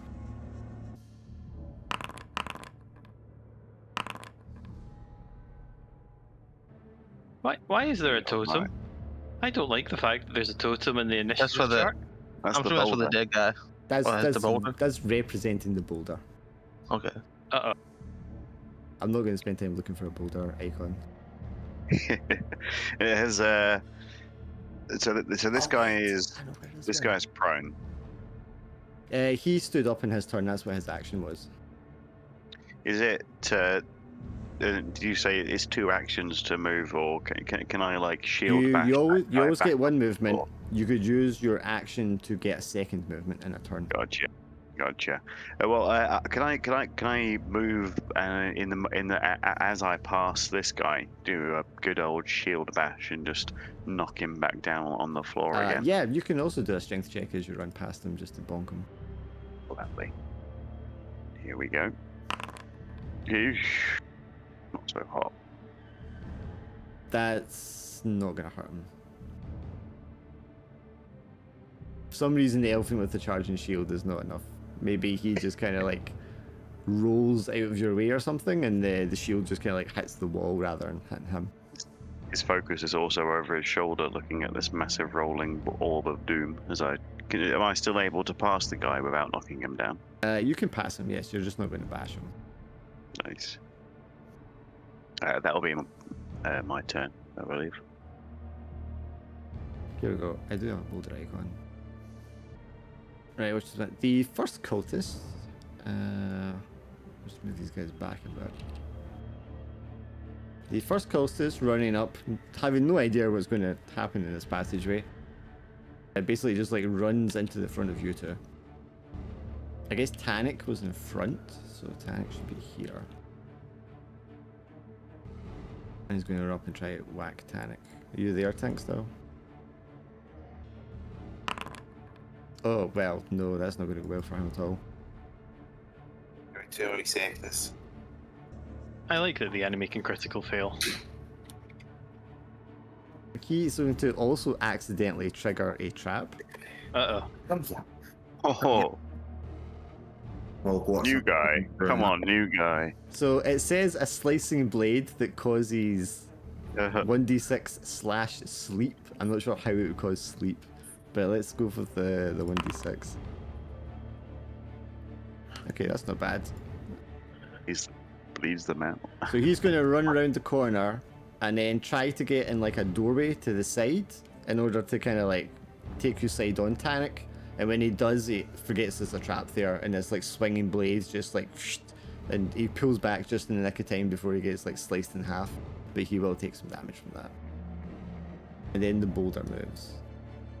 But Godfrey, you moved twice, so it's still going to be behind you, so its relative positioning doesn't actually change. You're going to be there, you little crow. Okay. And the guy that got unconscious, he's now squished. Splort. There's no Well, I guess the one next to me, I will try and do a slash as I run away from the boulder. Almost enough to kill him. Womp womp. But because he takes damage, I mean, that counts as a success for your sort of strength to push him anyway. So the blow is just going to cause him to kind of pull backwards in pain, clutching his shoulder, and allow you to like run past him. Yeah. Effectively, you just kind of trade places here. I didn't expect I was going to have to juggle like positioning for a boulder. So you got one immediately in front of you to the left, which is the entrance to another chamber, Tannic. And you can see two other guys ahead of you in the passageway coming towards you. There's one in front of me. There's no trap swinger or anything, isn't there? Well, he already triggered it, so it's not going to trigger a second time. If I'm in a rush, sort of, can I just sort of body check him and run him into the other guys? No, because he's off to the side, in like a doorway. Like if I put him here, that's more where he is compared to. So I could either go in and try and force him out that way, and I get into the doorway, but to keep me getting hit by the boulder. Then I could like trigger that trap technically, or just run out there to the other two at the front. You could charge him into that chamber off to the side, or you could continue along this corridor towards the other two. And charge him into the chamber on the side. Is that like a charged attack, or are you just slamming into him? Charged attack will go into, because I know he's obviously there in front of me and he's trying to do something to me, so I know he's there, so at least I can use my weapon in a sense or something to charge into him, just sort of smash into him. Okay, right. So if it's successful, it will like push him back into the room so you can get into the doorway. If it's successful. Yeah. Is that strength one, or would it be with my weapon? It's your attack, so whichever weapon you're attacking him with. It'll be bastard swords I'm equipped with the whip just now, so Master Sword. Single-handed, okay. And just normal will be in this case, so it'd be advantage because I'm charging into him with it. It will be normal. Yeah. Not enough to kill him, but enough to like just send him like reeling backwards as you like push into the doorway. Which guy's this one? And then this guy is going to come running down. Now he can get you from behind because you're in the doorway. So he's going to run behind you, pull out his dagger, and try to like stab you in the back. He's going to take 4 hit points off you.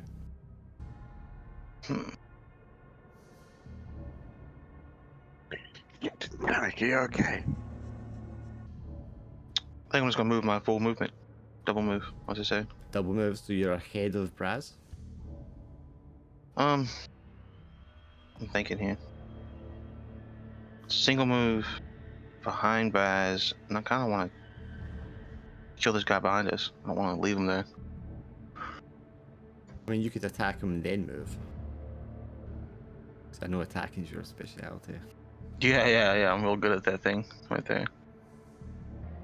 He is like on the edge of dying. Like he is being. Durdle really did a number on him.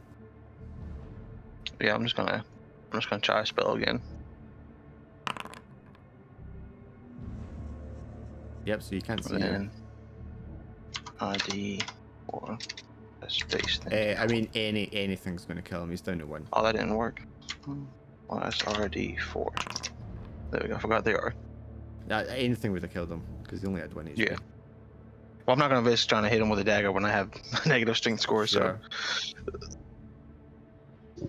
Eye bite. I mean, is that just going to be like a dull sort of flash in his eyes? Is it, like, I imagine blinds it's him?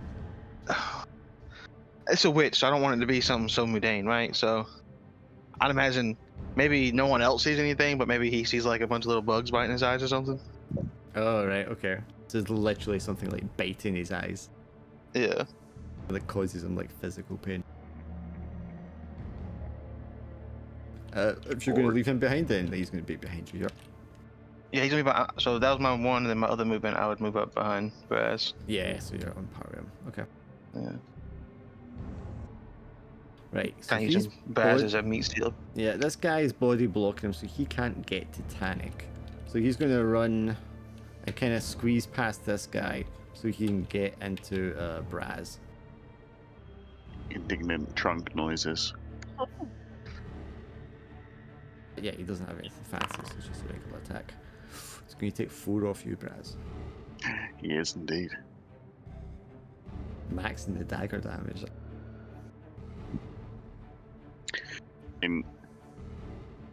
As thanks for that, he's gonna get a motherfucking morning star to the face. Just, you know, he couldn't get the shield up as quick as he liked, but the morning star was already coming as this guy approached him. So 18 for 2. It's a little bit of damage. Like moves to the side and you just like sort of clip his shoulder. Does that mean I take it like I can't really get past these 2 guys, but I'm in there with Tanic essentially? Yeah, I mean you can position yourself so you're right in the mix if you want. Yeah. Yeah. The guy that was in the room with Tanic here, I mean, I think he was just self-preservation to the wind and try to take you down, Tanic, because he sees that you've been stabbed in the back. And now, makes sense. Ooh, another 2. Another 2 off you, Tanic. I don't know if you know. The those roll's rolls. so high. You took 2 off of Baz, not Tanic. No, this guy. It's this guy north of Yeah. Tanic here. Baz took 2 HP off himself. I don't know why. Well, I took 4, and then I just took another 2. So. No, he did. Tanic. took Oh, that was 2. on Tanic. Sorry. Yeah. I see what you mean. I don't know where I was. Durdle just turns, looks over his shoulder and sees the boulder still coming as it crushes the body of the other acolyte. Alright, give me a second. Oh, so give you my turn, or? No, the wee one's attacking the dog, sorry. I feel like I want to, again, it's just like charging into the nearest enemy and just doing the sort of trying to attack as I'm going through. Sure. You can see, I mean, Braz has got this guy sort of pinned at the wall here. The other one's on the other side of him, so you can charge up to him, no problem. Okay. Let's do the attack. Smack. That's enough to hit him. But it's Cool. not enough to put him down. So he wounded. Here and then. It's now your turn, Tanik. Okay, let's see. So, got one in the front of me, one behind me. The one in front of you is clearly on his last legs. However, the one behind you did stab you in the back. All best taking the one in front of me out first. And then I can swing around my second action to sort of like threaten. I wonder actually, was it worthwhile using my roar? 'Cause what did we didn't determine the level of these guys at all, did we? No. They are low level though. We know that because when they got hypnotized. Yeah, that's fine. I'm just not sure if they're the same level as me or lower. Because I'm only level 1 technically, so it's not very... Well, I mean, nobody's lower than level 1. Exactly, so... I can use roar as my first part for that, and then I use my other Well, action. roar would be your action. You only get one action. You get one movement and one action. Alright. So you could try to force your way into the room with your move, right? Or what do He's you in have the to? room because he hit him in. Well, he's in the doorway. He's in the doorway, right? So he could move out of the doorway at the very least. Maybe that guy wouldn't be able to backstab him. I mean, if you killed the guy in front of him, he could just walk into the room. Yeah, which is probably more sensible to try and do. Yeah, we'll kill the guy. Try and kill the guy in front of us. I mean, as long as you can hit him. Oh my god. Oh, I no. was going to say, as long as you can hit him, you can kill him. What did we say about luck? Who needs luck when we've got anti-luck? You step forward to deliver the killing blow, trip over a corpse which is lying in the darkness on the floor, and fall prone. Yeah, I'm not likely to die here now. Well, I mean, this guy here can't just like kill you. You fell prone into the room. He has an elephant immediately beside him that he has to deal with. Plus, there is a boulder coming, which he hasn't seen yet because there's an elephant in front of him. What's he has to see? He doesn't know it's coming. There's an elephant in front of him. So he's got to try. I was wondering why they were like, are they just gonna sacrifice themselves in order to kill us with the boulder?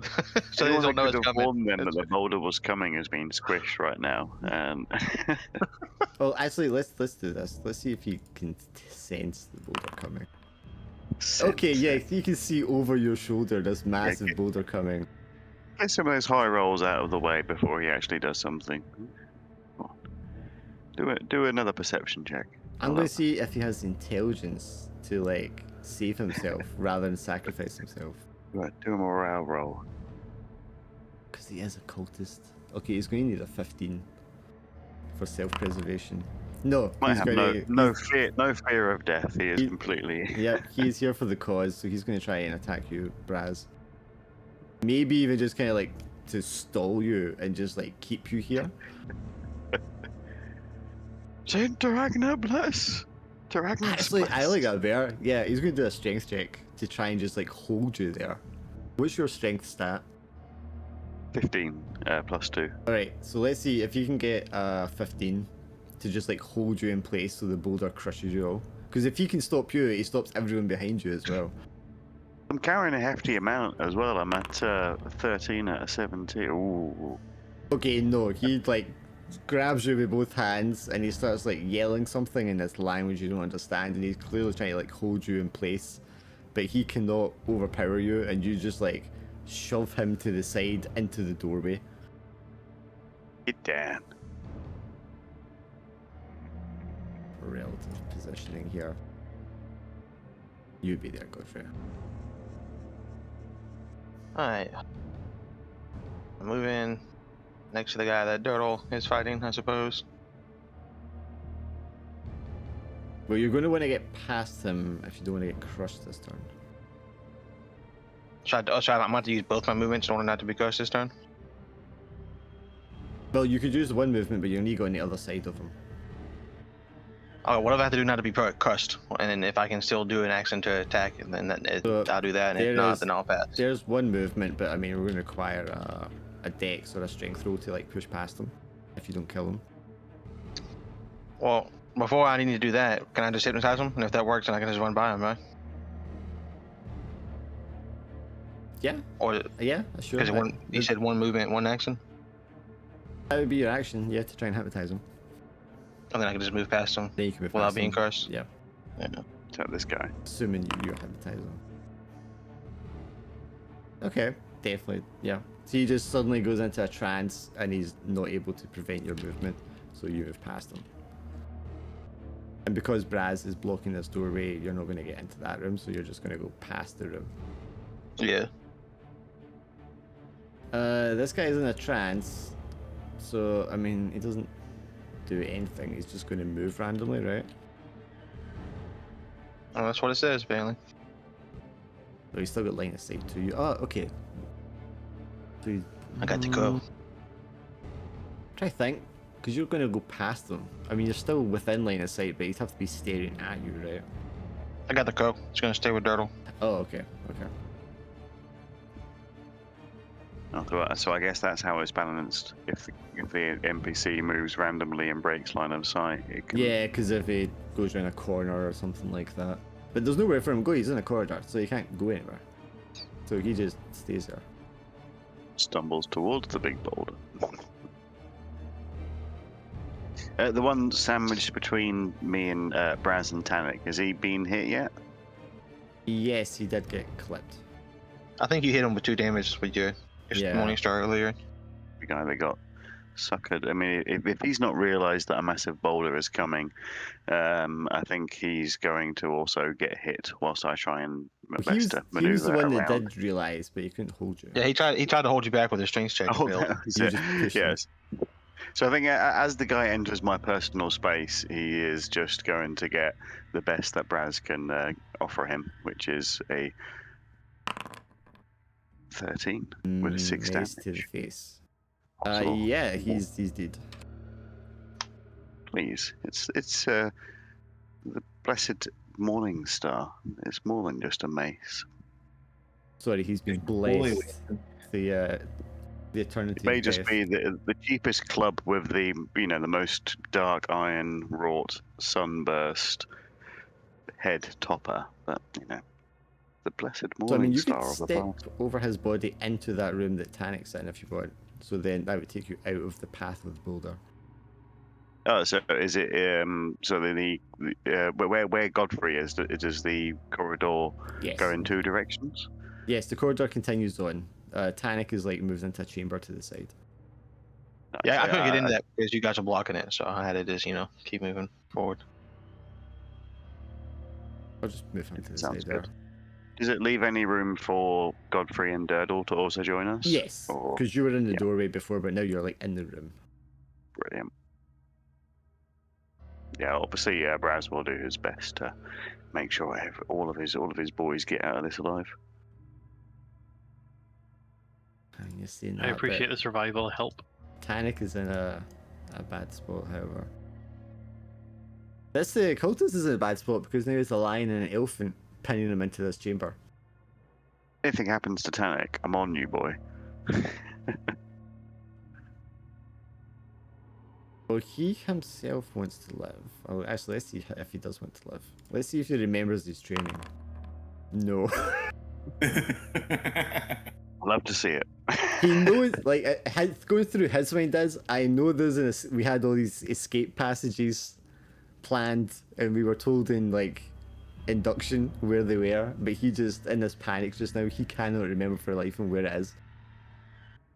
He is going to go in full panic mode, pull his dagger up to his throat, and cut his own throat to end his life. Instead of what, like answering questions? Damn. Action for revenge. Like says a prayer in this language as he just like draws a dagger across his throat and kills himself. I think for roleplay purposes, but there's really not much effort behind it. Braz will do like a no. No. Oh, I could have saved him. Tanik, let's get some healing on you, boy. Just sort of smiles out to killing himself for So that. I'm It's just amusing. I'm just scrolling up for the boulder's damage because this is where Durdle's gonna have to take a hit.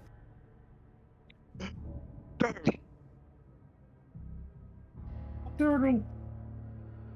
Like how it says causes 2d8/confuse. Knocks him in the head so hard he gets dizzy from it.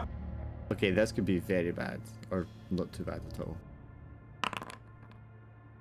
So, Durdle, you're going to take 5 hits of damage. Durdle shrugs off though damage, doesn't he? He's just that.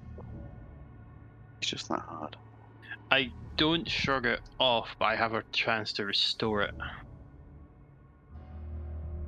And imagine because you're so small, you just like squish yourself down as tightly as possible into that little gap corner, because there's obviously a boulder going down like a rectangular passageway. It's like it just hits a sleeping policeman like a speed bump, like ba-dum. Crushes your toes or something like that as it like piles by past you. Kills this cultist right beside you. Yay! That's my kill. I take credit for that one. Take credit for that one. Oh, I guess he's no longer needed there. Am I cruel enough to make your crow make a roll to see if he gets crushed? No, I like the crow. We'll let him live this time. The boulder, I'm going to use your crow to signify where the boulder is though, because it's here in front of this doorway. Oh, that's fine. So I can no longer get into the doorway. That was the boulder there. So now it's Durdle. After the boulder is past you, Durdle. I don't feel there's much I can do now that the boulder is in front of me. Obviously, anything the cultists were carrying is being crushed by the boulder. It wouldn't be usable anyway. Hey, look, these robes are really, really bloody, but they're also really, really flat. Perfectly ironed. I'm just imagining this imprint of the cultist on it, like a sort of stencil. Welcome to the Durdle Shopping Network. We're selling the used robes with special Slightly marking. used robe is like dripping with gore. That's when he has the fearful imprint of the person's head on top of it. You want to just pass then if there's nothing you can do later? I guess so, yeah. You're going to want to stand up when your turn to panic, right? Yeah, basically that's all I can really do. Stand up short action. You're looking around the floor, like the floor is like got a layer of bodies, you know, in this small chamber, which is maybe about 12 feet across. Better try and run it and get into the main corridor where Godfrey is going to be able to make that though from the boulder. Oh no, because the boulder's in front of the door right now. Oh, so there's no way for us trying to do that then. Stuck Godfrey's here. going to block away from us all basically. I need to bear it back. Because just seeing that, then if the boulder's blocking the doorway, then Godfrey has no way to get through, and that boulder's going to block the main doorway. Yes. What's gonna block? Yeah, you guys are gonna be stuck in that room, I suppose. Well, I'm just gonna keep running. I'm assuming Durdle just died. That, in my perspective, he died. I didn't know he was gonna be tanky enough to survive that. You more than likely are not, so yes. Yeah. Full movement, which is 2 things there. At this point, there are going to be chambers going alternately to the right side, to the left side. So you would be able to run into a chamber to the right side if you wanted. I worry about traps, but I want to risk it. You could use If your he run, I might action run to in. check for trap before you run in there. Okay. I don't think I'm gonna be able to do much, but I'll attempt it. I hate that it's wisdom all the time. I feel like it should be int, but it's still a wisdom roll. Oh, either one. Both of mine are -1, so. There Oh, is okay. there is a trap. There is like you can see like the central slab as you're like stepping in is a pressure plate. Then you just like skirt around the edge of it as you enter the room. All right, so as I see it, we're pinned into this room by the boulder as well, so we can't leave it. So I'm gonna take this time to say a little prayer and attempt my first spellcast roll. Ooh, Tannic, you are going to get some healing if this works. oh, exactly what I needed. Oh my god. Equal to 1 plus your half level, so I think it is just a 1d6. So, 1d6. Roll. Regains 4. That's Or pretty nice. you can heal for 4 hit points there, Tannic, as Braz, maybe against your will, puts his hand on you and says a prayer for you. Sings a Moment- prayer for me. Like in my mind, like not knowing much about the lore, just Saint Teragnis kind of like brings to mind Pathfinder having the Red Knight. So it's like a female knightly goddess who's recently been ascended from humanhood. So you sort of, as he heals you, you just see this woman with a beautiful shield and like a sword and like this like all-encompassing armor that just covers her for a brief moment. You try to select anything when all these other things take up positions on the screen. I think it would be an action to also use an item as well, so I couldn't also apply some salve to myself, could I? No, not yet. Yeah. If you had a potion, you can down a potion as a free Mhm. action. It actually explicitly says in the description. But going into your pack, pulling something out, I've already determined as like an action. Well, When you say not yet, is there a point you can do more than one action? You can You burn exhaustion. Yeah, you can take 2 exhaustion to get an extra Gotcha. action. But I mean, there wouldn't be any point doing it right now. No. Okay, so the boulder rolls past Godfrey's door. So it is now in the passage beyond everybody. Which uses crow to signify where it is. Okay, well, the cultist who killed himself, we can raid his corpse. But I've got what you call it? Braz, I could give you my healing herb thing. Healing curative, so it's a 2d8 roll for trying to heal yourself with it. 2d8 to try and heal. What's the actual result? Because I've got some 1 hit point salves that I can use, or I can cast a spell on myself again.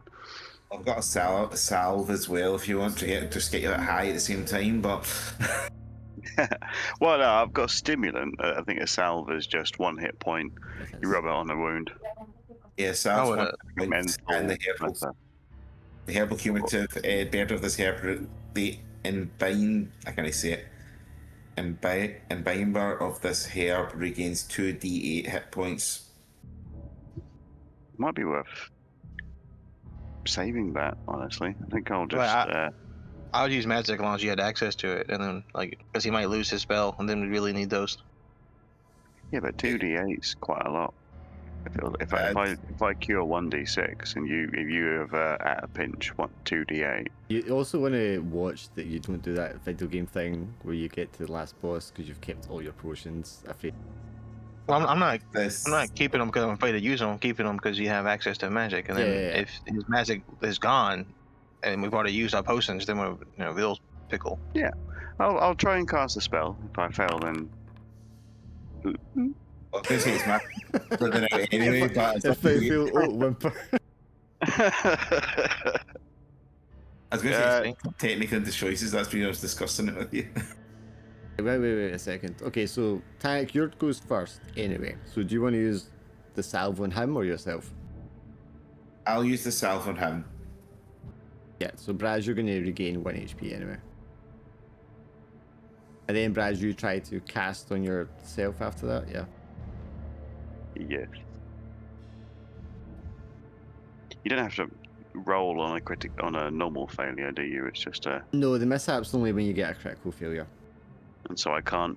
So just to confirm, I now can't cast Cure Wounds until the next. Well, it's a longest spell tier 1, so you could take 1 exhaustion to retain it. I think I will. Yeah, I've got heaps of. Space, yeah. Right, Yeah, okay, I've got 4 slots. I'll grab an exhaustion and put it on you. And you can, like, when you rest, you cure at least a minimum of 1 exhaust, right? Because you've rolled d6s for that too. Apologies. Resting recovers 2 d6s, so you can recover a minimum of 2 exhaustion per rest. Oh yeah. When you rest, you'll automatically get the 2. If you Yeah. got to. And so does that mean I get to succeed at the spell, or is that just I don't lose it? You just don't lose it. Gotcha. Well, I'm still 5 out of 8. I'm still feeling healthy. Turtle's torch, it goes out as you just like fail to cast your spell there. Oof. I've got to use an order here, but until the presumably guys ahead of the boulder further down the passageway figure a way to get around the boulder, you're not going to be in combat. So I've got a crowbar. We can try and lever the boulder up and into a good position for Durdle to slip past it. No, it's past. Yes. Like, it's past us, so we're fine here. Past you guys, and in a couple of combat turns time, it would just like slam into the wall, blocking that passageway.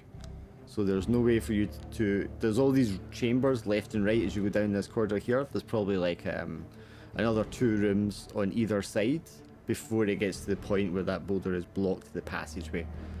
So for you to continue, you'll need to find another way around it. And if they want to come get you, they'll have to find a way around it to get to you. I've seen this guy went into this chamber, so he was probably looking for some sort of entrance or secret path, possibly.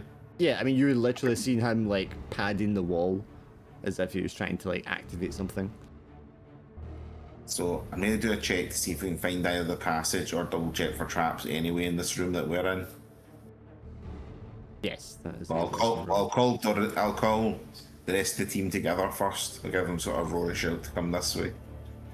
Can we help him or do a combined roll for that as well? One of you Well, can. it's Dartle's turn right now, right? Well, I mean, you're out of combat, so technically there isn't like turns there. You can all just like tell me what you're doing. I'm going to cast another spell then, because I don't have a light source in my room. Yeah, because you'll have I don't have- disadvantage doing anything until you've got light source. Yeah.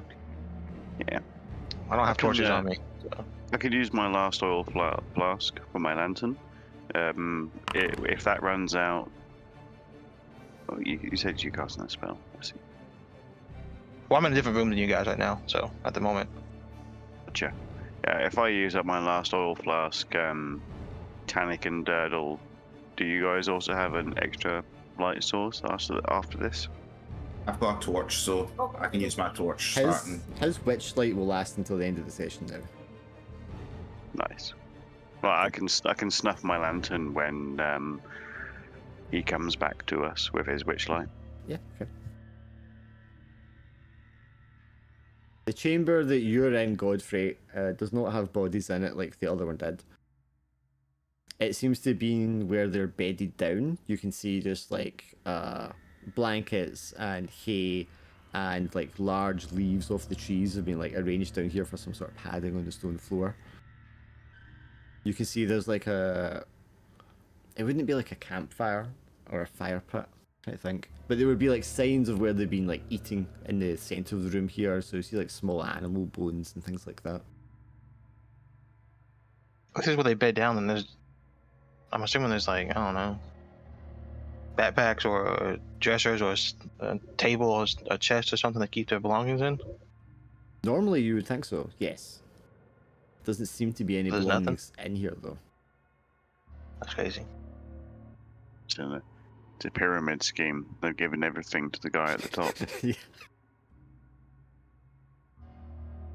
Good thing. Is there any levers in this room? You could search for one. Yeah. I don't know if I'm searching for like any like secret pressure plates or anything, but I would be thinking like there's a lever in that first room. Maybe there's a lever or something in this room. It's not an obvious lever, but you could look to see if there's a hidden one. That'd be another wisdom check, I'm assuming. Wisdom, yeah. I'm so good at those. There is one here, right in the middle of the wall opposite the door you came in. There's like there's like three figures, a mural of three figures walking, and it's the same figure three times facing the same direction, and it looks like a man with like a dragon head, you know, facing off to the one side, and the one in the center is very obviously a little different, and he's like holding a scepter. And like when you're feeling like your fingers along the wall, you can feel that is like a pressure plate as well that would push inwards.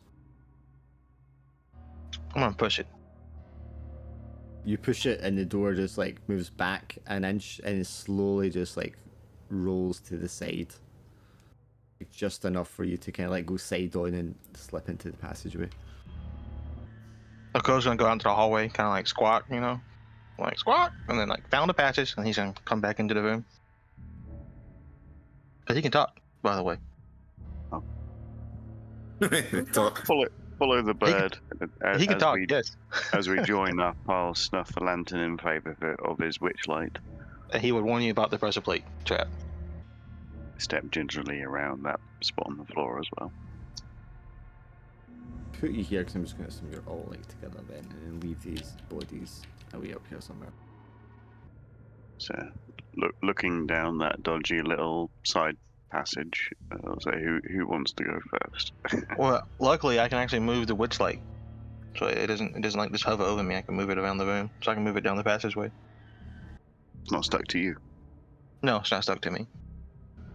You summon a floating Mars light that bobs in the air and cast light. The light can change Float colors up and take to, on big shapes. It near can float up to a near distance. Nice. You can move it down. It's a very narrow passageway. You would be going like side on. It's a tight squeeze for Braz and Tannic, but I mean you can manage to fit in there. There wouldn't be any room for like doing anything while you're sidling along in there. Not enough room to like swing anything. So I mean, is that where you want to go? We can send the code down first if you guys don't want to go to the end. I can send the code down to the end of the passage, and you can tell us what's at the end. Since it's a tight fit. Well, that's what I'm gonna do then. I'm happy figuring out what's down this passageway. What do you lads think? I like the idea. Okay, so Bird goes down the passageway ahead for a moment, turns around, comes back again, lands on your shoulder or arm or whatever, Godfrey. I like the shoulder. There's a lit chamber at the end of the passageway, and there's a man with a hood standing in there chanting. Okay, so is everyone ready for a confrontation then? You guys got all your stuff situated? Health-wise or whatever? I could let myself with another cell before we go in. You could try casting your heal spell again if you wanted. Good. I mean, really, there's no reason not to. I mean, Durdle's looking worse than I am as well. Devil's got more hit points than you do. He's got lots true. of survival talents, man. Yeah. Can I just punch one of you guys and I'll restore my hit points? Yeah.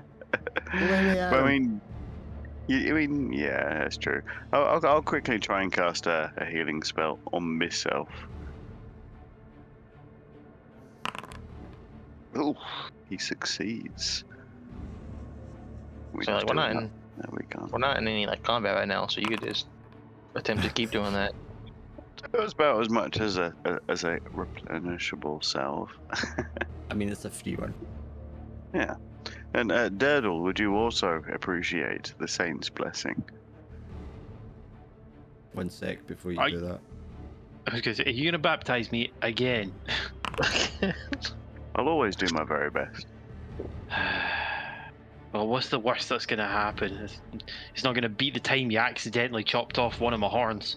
So, you would have the opportunity to cast that if you want. However, at the same time, you're going to hear another stone door open across the corridor in one of the other chambers.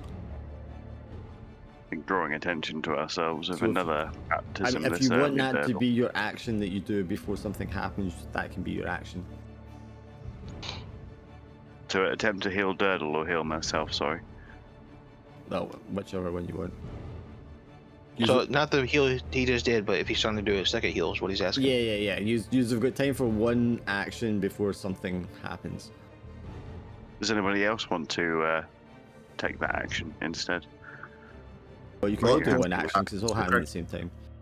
Oh, nice. Yeah, well, I'll certainly take the extra action to attempt to heal Durdle then.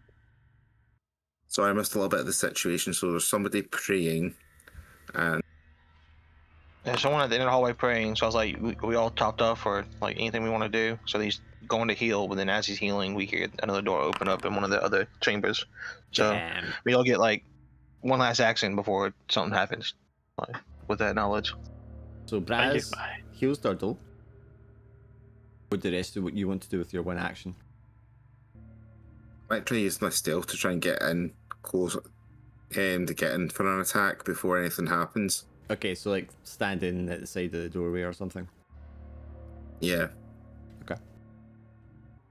I'm Well, not sure if I'm actually throwing that dagger, actually holding the dagger instead of the whip, so I can throw that actually. yeah, I mean that's just a movement to move. So if you want to like swap your equipment, you could. Durdle, what would you like to do?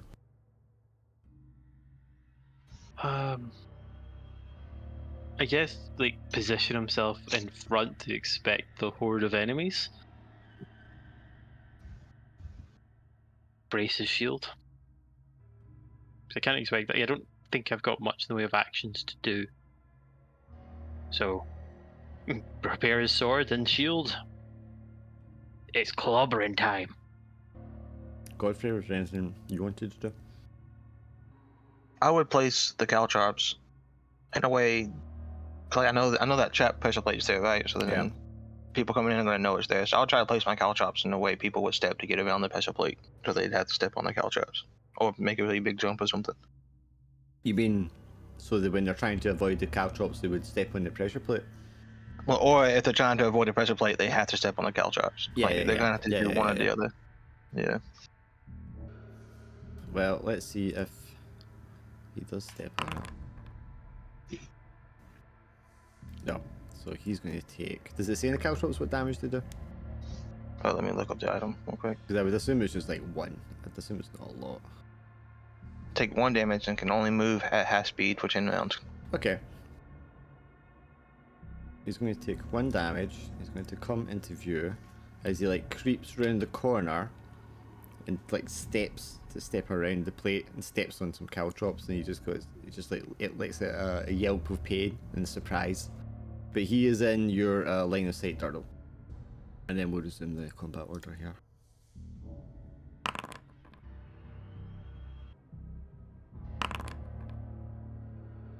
Not going to be enough to hurt him. These rolls today, man. I was muted. I ran up and smacked him with my sword. Yeah. It didn't work. You swing, he steps in the caltrops, like steps backwards, and the blade just like swings down in front of him. What do you want to do, Tanik? So this guy's sort of behind us. He's Or is it out a of guy- the doorway there. You're beside the doorway. Durdle's right in front of you, standing in front of the doorway, and he's like out of the doorway around the corner. But you've got your whip. I think I equipped the dagger. I was going to do that. That's what I done last. Okay. Well, you could move into position here behind Durdle and throw the dagger at him. Yeah, we'll do that then. We'll just throw the dagger. Just be a normal roll for that one. Yep. No, it's the ranged attack dagger one.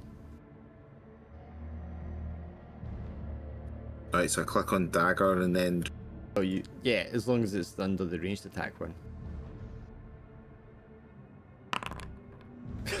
Jesus Christ. the rolls are deadly today, especially from two It's critical not failures. just you, it's everybody's one. And You then just I'm don't rolling wanna high for everything see. as well. Okay, well you can't step on the plate, fortunately, because of where you are. Because otherwise that's where it would be. I mean, I guess you got to hit Durdle with a knife instead, right? If he gets in the way and hits him in his corner. That would be funny. 1d4 plus 1, if you want to roll that, Tank. 2. It's max damage. Fucking hell. For goodness sake. Just cleave one of his horns straight off. So you're just back to where you were, it's not the worst. Yeah. I'm doing my work here, honestly. I mean, if you hadn't done that, I think the accolade would have been, there's a room full of guys in there, I can't tackle them myself, but you just, like, stabbed your own guy in the back. So I guess he's going to, like, take a slash at him before he runs off. Oh, that's not going to get him. He's going to take a swipe at your Durdle, miss completely, and then, like, run back off the way, presumably to look for reinforcement. What do you want to do, Drac? I'm thinking here. Okay, so the crow's gonna move out into the hallway so I get line of sight. But he's running away from you, so he's not going to have, like, I eyes can't there. hypnotize, but I can see down the hallway in order to target cast him. Shadow. Yeah. Yeah. You're forgetting you've got. Yeah, all I'm those gonna try. spells. I'm gonna try Shadow Dance. I'm gonna make a brass. That's what I'm gonna make. An image of brass here, and it has audible. So visible and audible illusion at a point within near. It can be as big as a person. It can move within range near where it appeared. So do you want that right in front of him where he's run to? Right. Yeah, so he's trying to run down the hallway. I don't want to like block his way. Yeah. Like if he figures it out, he can just run right through it. But maybe he'll think it's an enemy or something. Yeah, he'll need that check to try and figure that out when it's his turn. It says convincing, so it's going to Goodness. require a high one. Goodness me. Well, I'm looking forward to seeing how the doppelganger of Braz goes, whilst I do a cheeky little prayer for Durdle before we all continue and chase this guy down. So let's see if he certainly You're can. such a good 20. healer. Oh, I'm doing so good. Praise me more, Dark. I remember when we had a healer. Every time, like, Durdle, Yeah. you are just That horn just grew immediately. the magnet again, yeah. So 6 hit points for our boy Durdle there. I remember the last time I played a fantasy game, we had a healer. Everyone was afraid of being healed. Yes.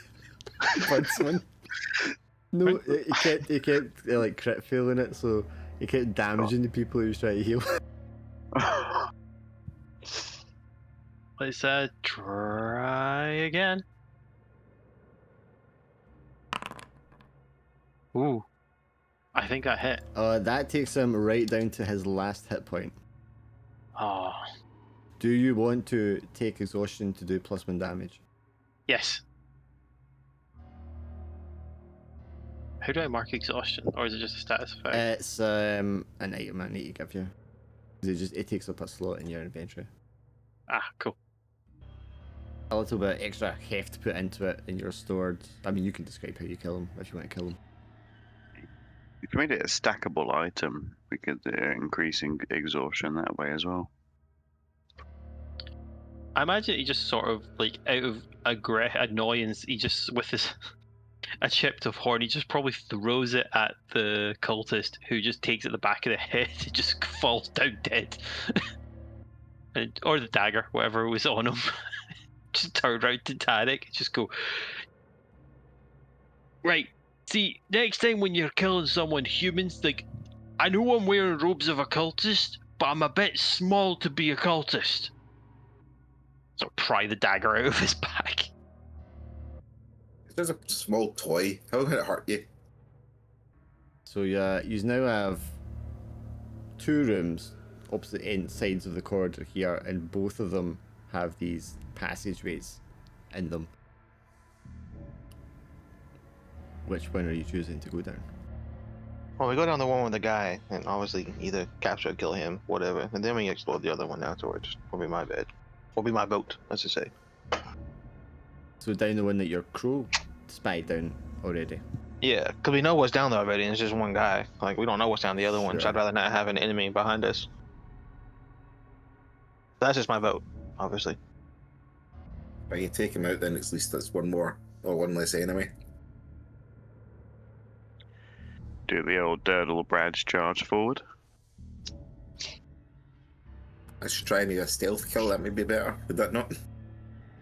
I feel like we've made enough noise with especially the Indiana Jones boulder going do do do do down the hallway, kind of makes stealth a bit difficult. They know you're here. Yeah, this guy's praying for I don't know, strength in battle or something. Like, he knows we're here. Maybe for us to die, gruesome deaths or something. Who knows?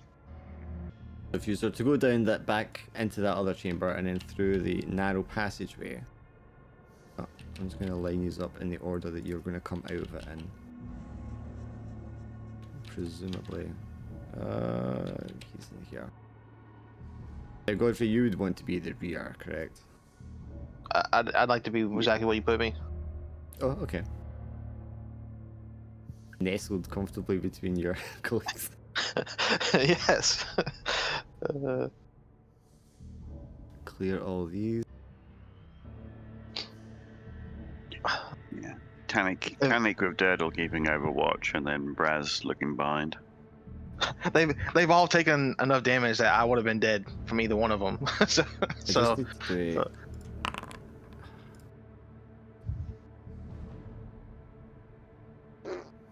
What is your dex?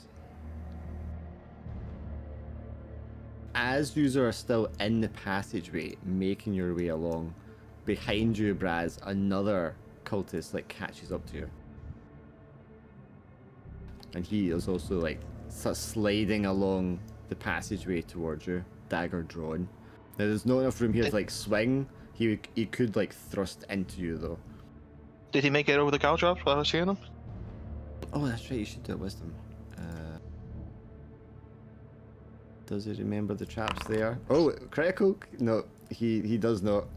Okay, so instead of that, you just hear behind you in the room. As presumably, around with my shield held up and my morning star at the ready and look around. yeah, as presumably he steps on the trap and whatever the trap triggers happens to him, and he just does not follow you into the passageway. Lag behind for a moment, then I join backing up Godfrey. Alright, yeah, so he's not gonna. I'll leave him there to remember his bodies there for later. There's more bodies for us to raid, or spare daggers. That's probably the one guy that had 5 gold in him as well, I bet you. So Dodgerly you go along this narrow passageway, and you can hear this very inhuman sounding voice, and it's doing these very softly worded chants in this strange slithering whispering sort of tongue. There's a figure in the room in front of this massive multi-headed, what looks like a dragon idol. The room is covered in bodies with the heads removed. There are flies and rats all over the floor. The figure is standing in front of this big massive idol, and to his rear are 2 snakes, just standing up, facing towards you, as if they're kind of watching out behind this figure. He has his back to you and his arms spread out, and he pays you no heed as you kind of edge into the chamber. There's just blood and bodies everywhere. The heads of all these bodies have been removed and arranged in a kind of triangular fashion around the altar where this figure is standing. So what would you like to do?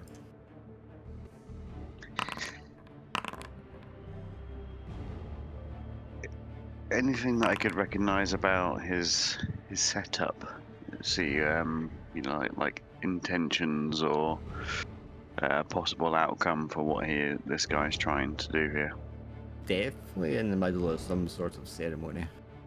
I had to step away for a second, but is there a giant snake in here? Oh no, 2 small snakes. Okay. They are regular sized snakes, but they are clearly not normal snakes. The way they are just standing guard over him. Is there anybody else that we can see in this room? It's might just, have it's lying in just mine. him and the 2 snakes and just piles of bodies. Durdle, you're up first, whatever you want to do. Why has Braz turned sideways? Braz is just doing some, some interesting dancing while we're fighting. Getting some interesting tonics to get through the battles. I guess I will go up and smack initiative 19 snakes on the bottom of the 2. Yes, although this looks like a big space yard, that is room that you can cover. Whee! Boom, boom, boom, boom, boom. Up a bonk, bonk. I was just checking it's 19 when it is. I think it's a bit too slithery for me. Not by much, but it is. It just like deftly evades your strike. Just like moving its head to the side. And then of course in retaliation it is going to lunge forward to try and bite you. Luckily for you, it does not. Okay. I think I'm going to use my weapon to sort of like knock the heads out of the position to sort of stop the ritual from activating. Give me a attack roll for that. You're going to be able to get 1, no problem, but if you get a successful hit, a high enough successful hit, you'll do like more than 1. How close with it? I'm trying to do it from a distance with the whip. Yeah, you've got plenty of room for it. You've got definitely the reach to do it.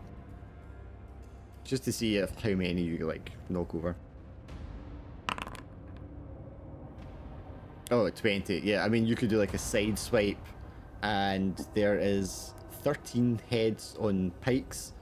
With the 20, you're going to knock down more than half of them in a single like swipe with your whip.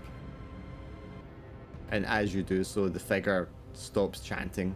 I mean, he's not facing, so he couldn't see you do that, but he immediately senses that something's happened. You can also move in addition to your action, if you want. They'll probably end up coming to us probably in this sense, so I don't know if it's worthwhile moving or not then. I'll move a little bit closer, just to stutter, so they'll still have to move to try and get through to me, but I'll give it more advantage still. I was thinking more you probably want to move it away so they can get out of the passage behind you. Right, don't block Yeah. the entrance. That's basically all I was gonna say. Yeah, I'm not going to block the passage here. Following my own advice, my first thing would be to move out of the entrance as well, but maybe to the opposite side of Yeah. Tannic. Taking care to step over the corpses. I don't want to send the code forward, actually. I'm not going to try to hypnotize the guy. Something tells me it might not work. I'm going to try eye bite.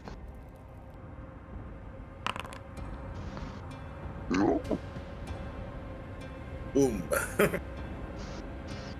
The spell's been pretty good today though, even though the attacks haven't been. 1. 1 damage, I'm okay with that. I use it on the, do I need eyesight for that to work? What's it say? No, there's one creature you target.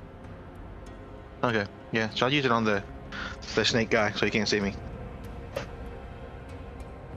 that over, so he can't see you, which means he can't target you.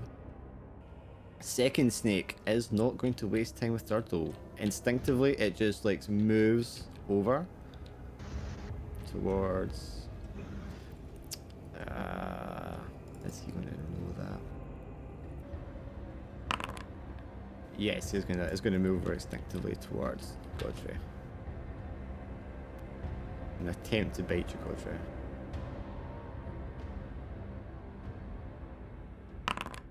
Look out, Godfrey. I think you're fine.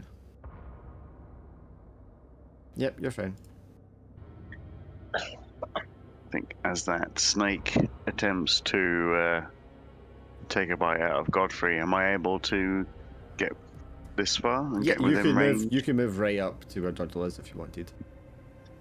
Oh, nice. Well, I think I'll stay back with this snake, and I'll attempt to interpose myself between it and Godfrey and give a big old swing, bada bing. I missed. Just the attacks that are missing, man. All the other rolls have been fine.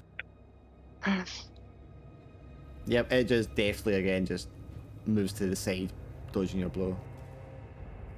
Doesn't have much armor, but it does have the dexterity. I think the first thing he's going to do is just inhale deeply and then blow out a large cloud of poison at Durdle. Oh great. Oh great. Fails it and loses a spell. Whew. That's that dwarven spell resistance kicking in nice. Yeah. Okay, so he inhales, tries to breathe out, and just nothing happens.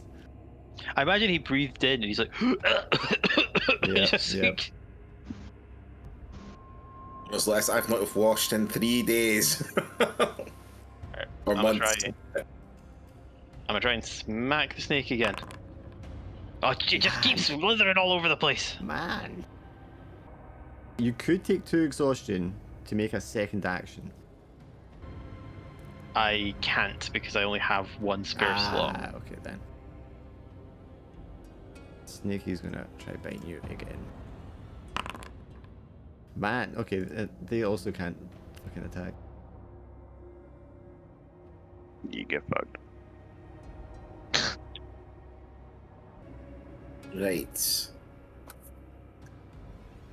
Not sure if it's worthwhile trying to get these snakes quickly or better get attacking the big boss guy quickly. Let's try and get rid of this snake in front of Godfrey first. Sorry, are you using your whip or are you moving in to use a sword? I'll move in to use the sword. Oh, for goodness sake. Man, yeah, you can't hit it. I'm trying to think, do I use the exhaustion? I do have slots available now, but then... Just to be on the safe side, I'm moving to the other side of Godfrey. Braz, I mean.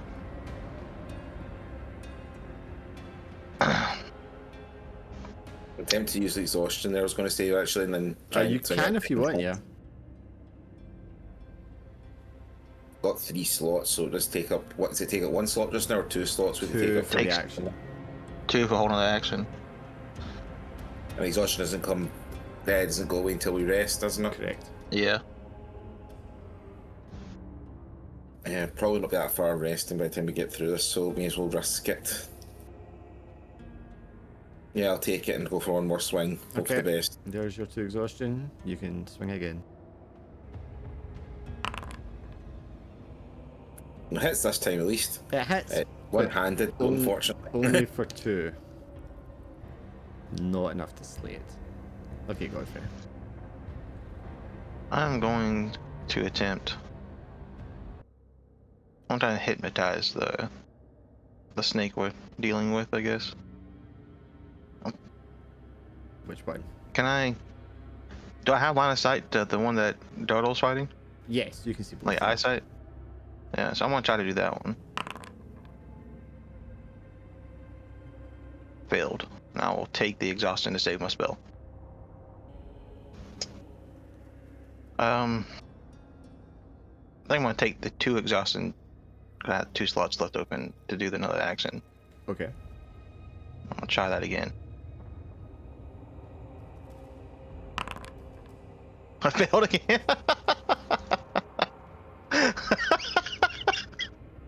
No, Man, look. What is this? we need to get some more stats. I swear. I have +3 to my charisma stat. I mean, like, unless I can find a way to add more to my spell rolls, can't even get much better than that.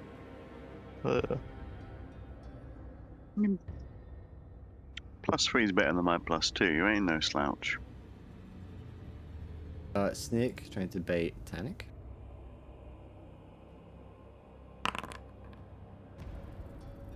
You're going to lose 1 health, Tannic. And then I need you to make a con save.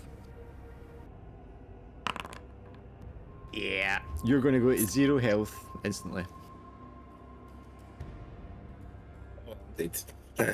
And you've got 1 round before you die.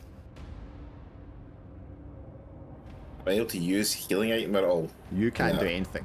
You're gone. Someone else can do something on you, but you can't do anything. Yeah. You need Right, stabilizing, I think- which is an int check. What if we just go for magic and do a cure wounds instead? Will that both stabilize and bring him back to consciousness? I can't think of a reason why it wouldn't. It does say, as they've got written in the thing, when you go to 0, you need to like stabilize someone. But I think that's just to stop them, the timer from ticking down. I don't think it's like to stop them from. Yeah, I think you could probably just heal them. Yeah, whereas the spell just restores d6 hit points. Yeah. Touch regains that many hit points.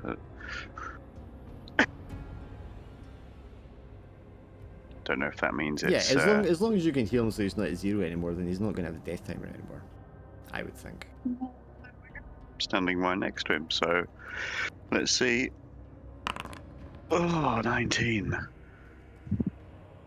The average age. He heals 2 hit points. So you're back to 2, Tanic. Take it he's prone though. I live. Yeah, he will be prone. These snakes are kicking our ass. But I've lost a spell, so that's Yeah, not just great. essentially just quickly purging the poison from his body. It wasn't even the snake, it was the cornrow, whatever poison it was or something. Yeah, it's the poison from the bite.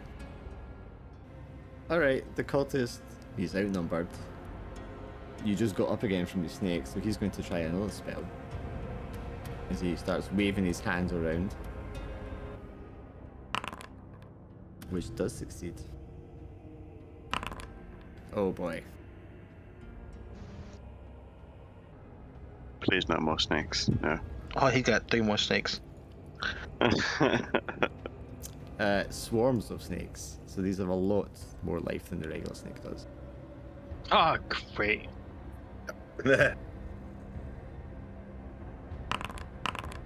Kill him, Daddle!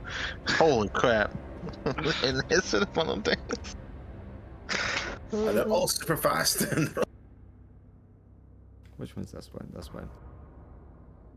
Not happy that you got up again, Tanic. This one's just going to like move towards you, this writhing mass of venomous snakes, and then try to bite you.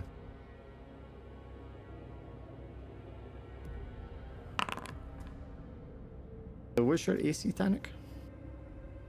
13. Okay, so it does go through. You would take 1 point of damage, but then you need to make a DC check. Now, their venom is not as bad as the other one. Cornroll, yeah. Yeah, Conroe. But that's not good enough, so you're going to go down to 0. And 1d4 bound, so. Oh, yeah, he yeah. has- So you got 3 rounds before you go down. Did I make a venom thing? No, I didn't. I don't like our odds, guys. No, me neither. Tanic's at 1 hit point still, though.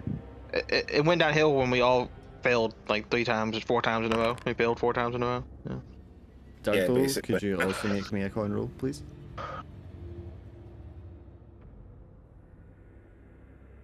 At 20 to hit. I believe I have advantage to this. Oh yeah, because you're a dwarf, yeah. Yeah, so. Good God. Good fucking God. So you have 4 rounds before you go down. I think we gotta go for the big guy. Oh, stay away, stay away. Critical failure. You can get a free attack on the snake. Can Braz. have it.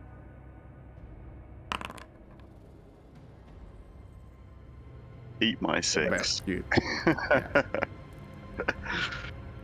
Well, no, because I meant like you're gonna hit it. So you just. Oh, so do he did the 8 damage to it. Oh, free hit, got you. With max damage. Yes. I thought I needed to roll in that case.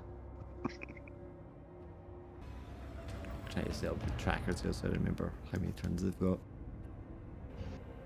Who do you want to whack?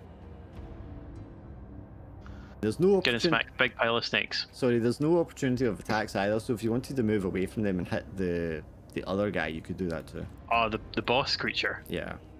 Yes, I'd probably go up, just headbutt him with a longsword. Ah, dunk. I did headbutt him. Have you got any more User due like a whole bunch of critical successes statistically at least. I think we all got them last week, maybe. Fuck me. Mind that GM thing about luck, by the way. So I mean, you've been bit, so I think this snake knows you're not priority. It's going to go for a Godfrey.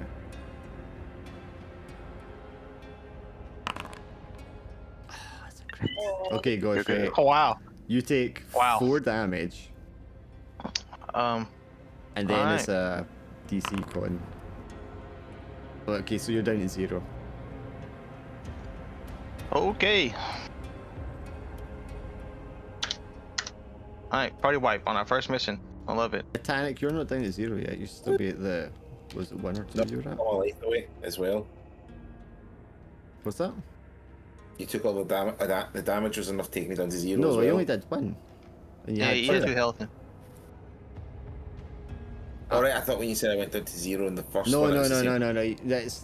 It's not for another 3 rounds. Well, 2 rounds now. Alright, so I should have had more life from 0 from the last one then as well then. No, you had 0, and then he healed you for 2, so you're up to 2, and then the snake beat you for 1. Yeah. So you got 1 hit point. Yeah. Alright, cool. Yeah, you're Right. still on your feet. Well, I mean, you're not because you need It's you're prone. First snake damaged me only for first snake damaged me only for 1, and then you told me, oh, you're 0 because of the con Yeah, roll. but it's these ones. It's like a number of turns before it takes effect. It's not instant like the regular snake was. Alright, I see. Okay, right. But I mean, you're just standing up this round anyway. You can move, but you won't have another action. I basically can just move out the room. Basically, that's the best thing I can do. I mean, you could run. That is an option. So I don't have any action. If I had the actions, I could use my salve to try and bring myself back more. But I mean, movement-wise, you can move anywhere you want in this area. If we're potentially going to die, I may as well move close to like the boss or something in a sense, trying to encourage his wrath, so it gives everyone else more time to get away. Sure. Can't really do much more than that. Okay, just move Do yourself over there then. This snake is half dead, so it needs to check if it runs away. This one. Yeah, it's this one. I'm pretty sure. No. What's the chances of the snake passing the fucking runaway check? Okay, it's going to try and bite Braz. I'm sorry. Here he is. Oof. So you lose 1 health, and then it's a con save. Alright, Doddle, it's up to you. I did not think the fucking snakes were going to get you every time, and they would dodge all your blows. DC 18? Come on, like who's gonna pass that? Aced Oh it, my look at God. Yeah. I'm imagining like the snake bit you, and you're just sort of flex your muscles so hard the snake just explodes. Just elephant fortitude shining through. I'll give you a free attack on that one with the crit as well. Because it just sinks its fangs into you, and then while it's like bit into you, you could just smack it. That's enough to kill that one. Noise. Just stamp down with his big elephant foot. And then you're up next. Can I reach You can go boss man? anywhere in this room. Yeah. in this room? So if I could sidle I do up. die next turn though. He does die next turn if you don't save him. I mean, you could cast the spell from there at him, if that's what you wanted Yeah. to do. Good back up, Dirtle, and yes, as you said, attempt my very best. It'd be okay if I die too. Maybe I'll get better stats. My day. But you've got the best healer on the planet with you, so you're fine. Oh, you get a 1. You get Jesus. a 1. 1 is better than 0. 1 is better than 0. So you know. Keeping you all up like a yo-yo. It's such a mixed bag of just like completely ineffectual combat and the best healer I've ever seen. That's why I took Braz as his leader.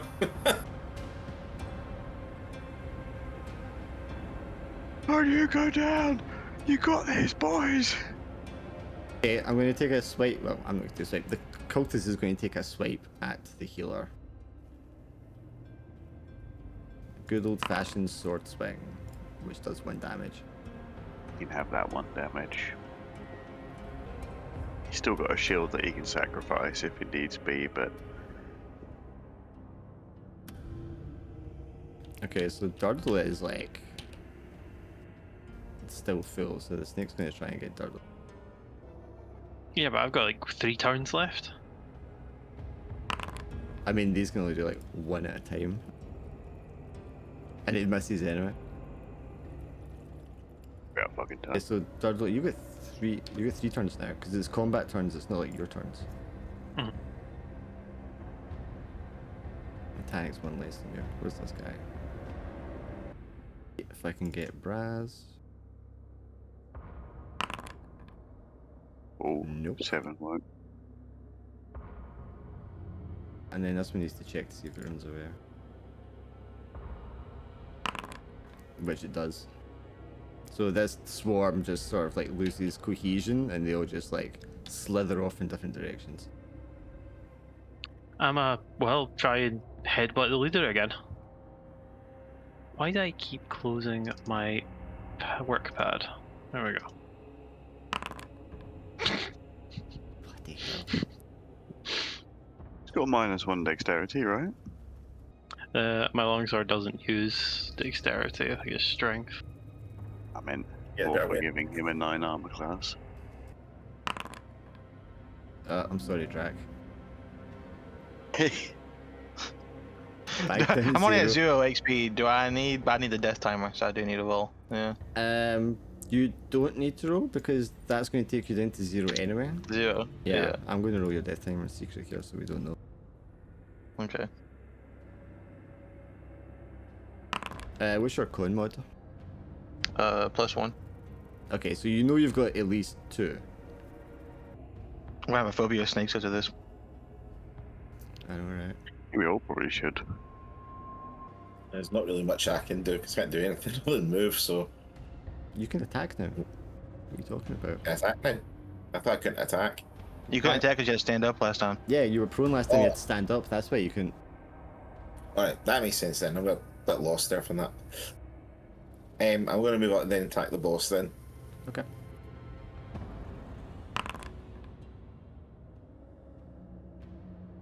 Oh, That is definitely a hit. And you're single handed, so that's 6. And then Godfrey's down, so we're going to tick down his timer. and Braz is gonna Hail Mary. A shout of "The night compels you." Ugh. Oh, that'd be so good if it hit as well. What was the exhaustion to reroll an attack, or is it 2 exhaustion to take another action? You would need 2 exhaustion to take another action. Well, I've got 14 out of 17 slots, so I can go up to 16 slots with 2 exhaustion. I think I'll do that. To attack him again.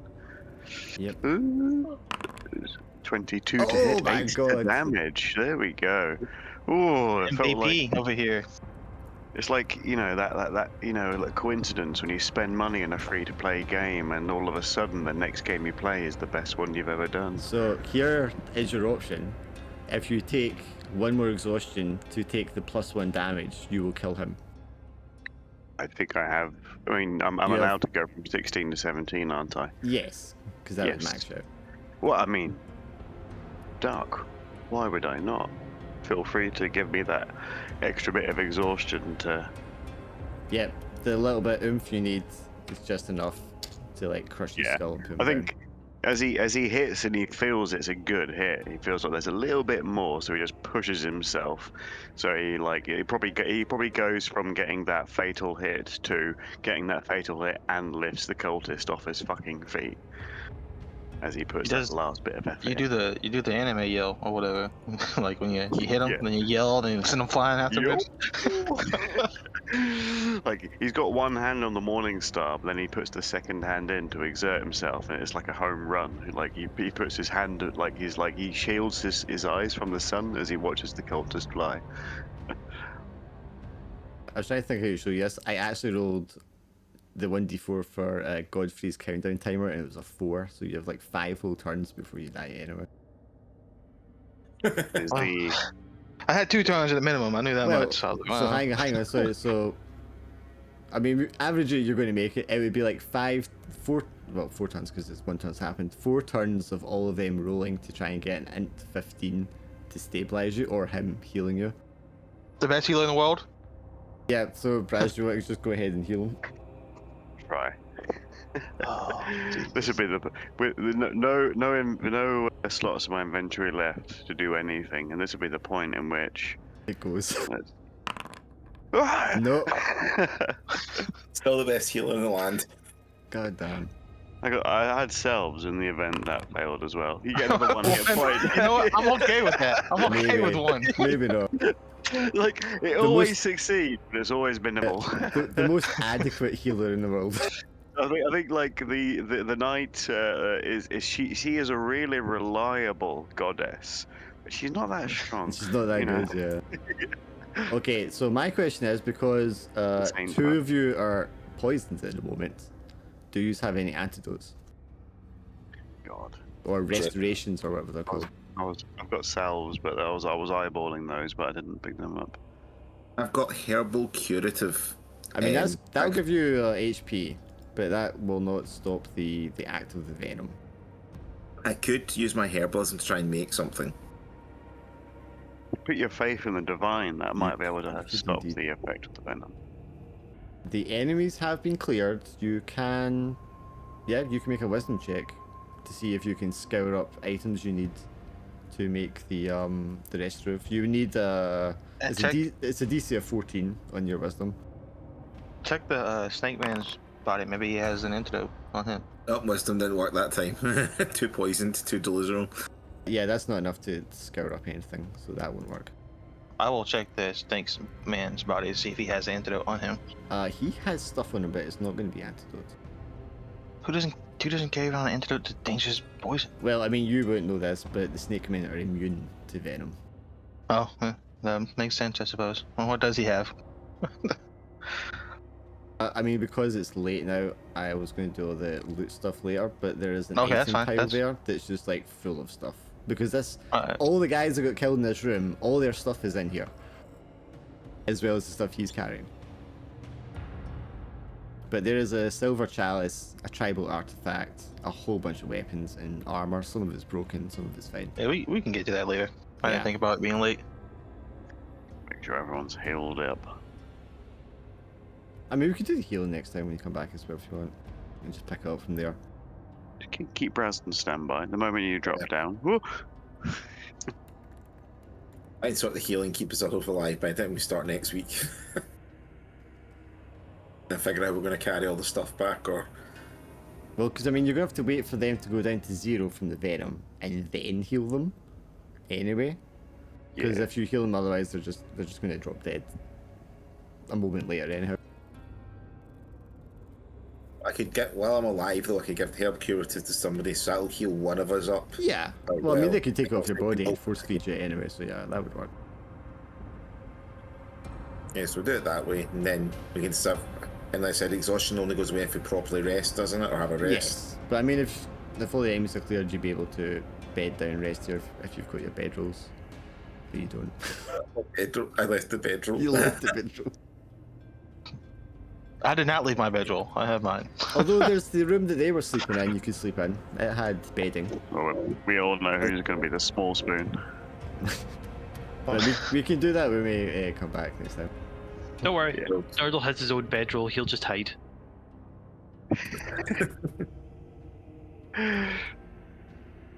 And Cool. to think I wrote down all this other stuff because I thought you get through here quickly and it'd be done.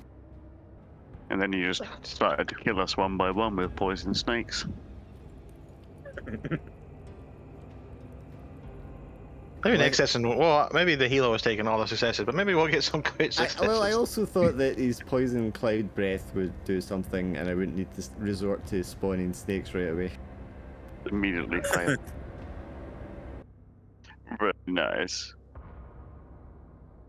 That was good. Right, I'll catch you all next time. I need to switch round off my Yep. laptop out of power anyway.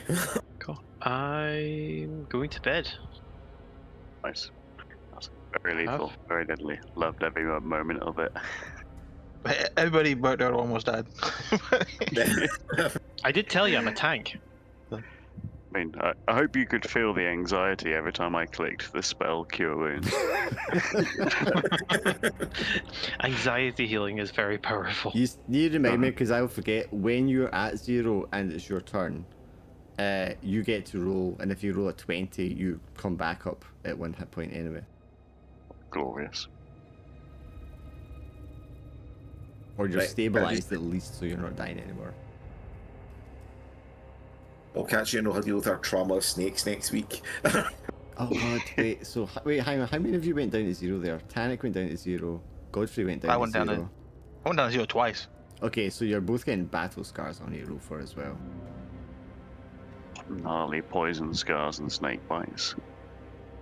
Right, I might just do that just now actually, because I'll end up forgetting. Yeah, It's I'd rather do probably mine going to now. come back with like black veins and shit crawling up his neck. Nice. I need to remove this, and then I need to go here. Right, let's do attack. -1 HP. Oh boy, so he's at a max 8 now. And then Godfrey. -2 strength, though, you don't care about that anyway. Oh, thank God. -2 strength puts me at 6. Has that impact how much inventory space I have? Or just in the minimum? Did it change it? No, you've also got a minimum of 10, so you'll be fine. Okay. Yeah. So yeah, it doesn't matter to me at all anymore. Yeah. But I mean, that was a boss fight, so it was going to be tougher anyway. You're right. Well, we just failed a bunch. Is what really Yeah, happened. you rolled spectacularly badly. Yeah, there was a lot of sub 10s across the board on a lot of rolls. There was a few critical failures as well God. today, which is crazy. D20 systems are just so fucking swingy. Yeah. I mean, it's a 50% chance, but yeah, still. Having a mean, consistent right, 5% chance to just critically fail is harsh. Yeah. It makes it so much. I think that's what makes old D&D fun, because the numbers never went high. So that 20%, that 50% was always inherent. Yeah. Do I really want to actually take the chance of roll a dice? I can just walk away. It's just so like crazy feeling for me, because I never run like D20 systems, so it's just so markedly different from the systems I usually run. Because I Well, you guys are usually lucky. I usually try to Well, aim things so you've always got at least like a 50% chance of succeeding on things, because otherwise it just kind of feels crappy over time. But Yeah, that's just it's what make the old dungeons in D&D like 2nd edition and 3rd edition so deadly. yeah, Just like, highs and roll lows. and you're all dead. Oh, really? Yeah, there's no way anyone could beat the saving throw. Oh, okay. You're lucky the snake took me down, because I was going to go back down the patches if it didn't hit me. I was Yeah. just, Oh I yeah. was gonna I go mean, down and cast Eye Blight on it and then keep going. I was there gone. was another cultist wandering around the passages, but he didn't pass his checks to like find you in time. And he will obviously flee once the master's dead. Sounds like, well, there's one more experience available to us out Oh there yeah, somewhere. you've got right. Hang on, I should write in here as well. I'll write it in the fucking Discord. Holy got- moly. We're at 2 out of 10 from last session, weren't we? Yeah. What do we get for defeating classic Conan the Barbarian snake cult? Well, I mean, you're going to get 4 XP for the enemies. Tannic and Godfrey are going to get 3 XP for going down to 0. Oh. So 4 from the enemies, and then 3 more. Is 3 the average from completing a job? Yeah, when you like complete the quest, turn the quest, you'll get 3 XP as well. Does anything carry over to the next character if you do die? No, you'll start at always? 1 again, but if they bring your body of your old PC back for funeral rites, your new character will get 5 XP when they start. That's nice. So everyone will get 4, Godfrey and Tannic will get 7. And then when you hand in the quest, you're going to get another 4 each as well, I think. So everybody's going to be leveling up. Completing minor quest is 3, completing a major is 5. Yeah. Get 3 for the minor and then you get the 1 for surviving it as well. Assuming you survive all the way home.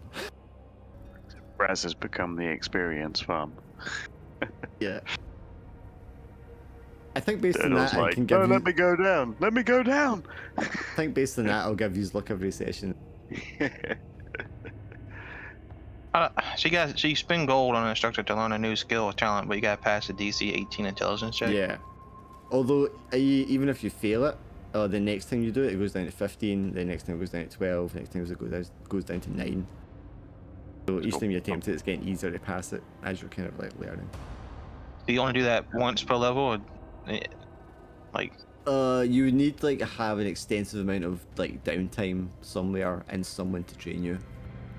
So if you spend like 2 weeks or a month somewhere with a teacher, you could do that. And the best way to do that would be obviously if everybody wants to like do training for a month, you just stay there for a month, keep your head low and do that. Nice. Or Right, if I'm gonna have to head off. Yep. Cool. You guys enjoy your week. I'll speak to you on Sunday. See you, man. See ya. Bye.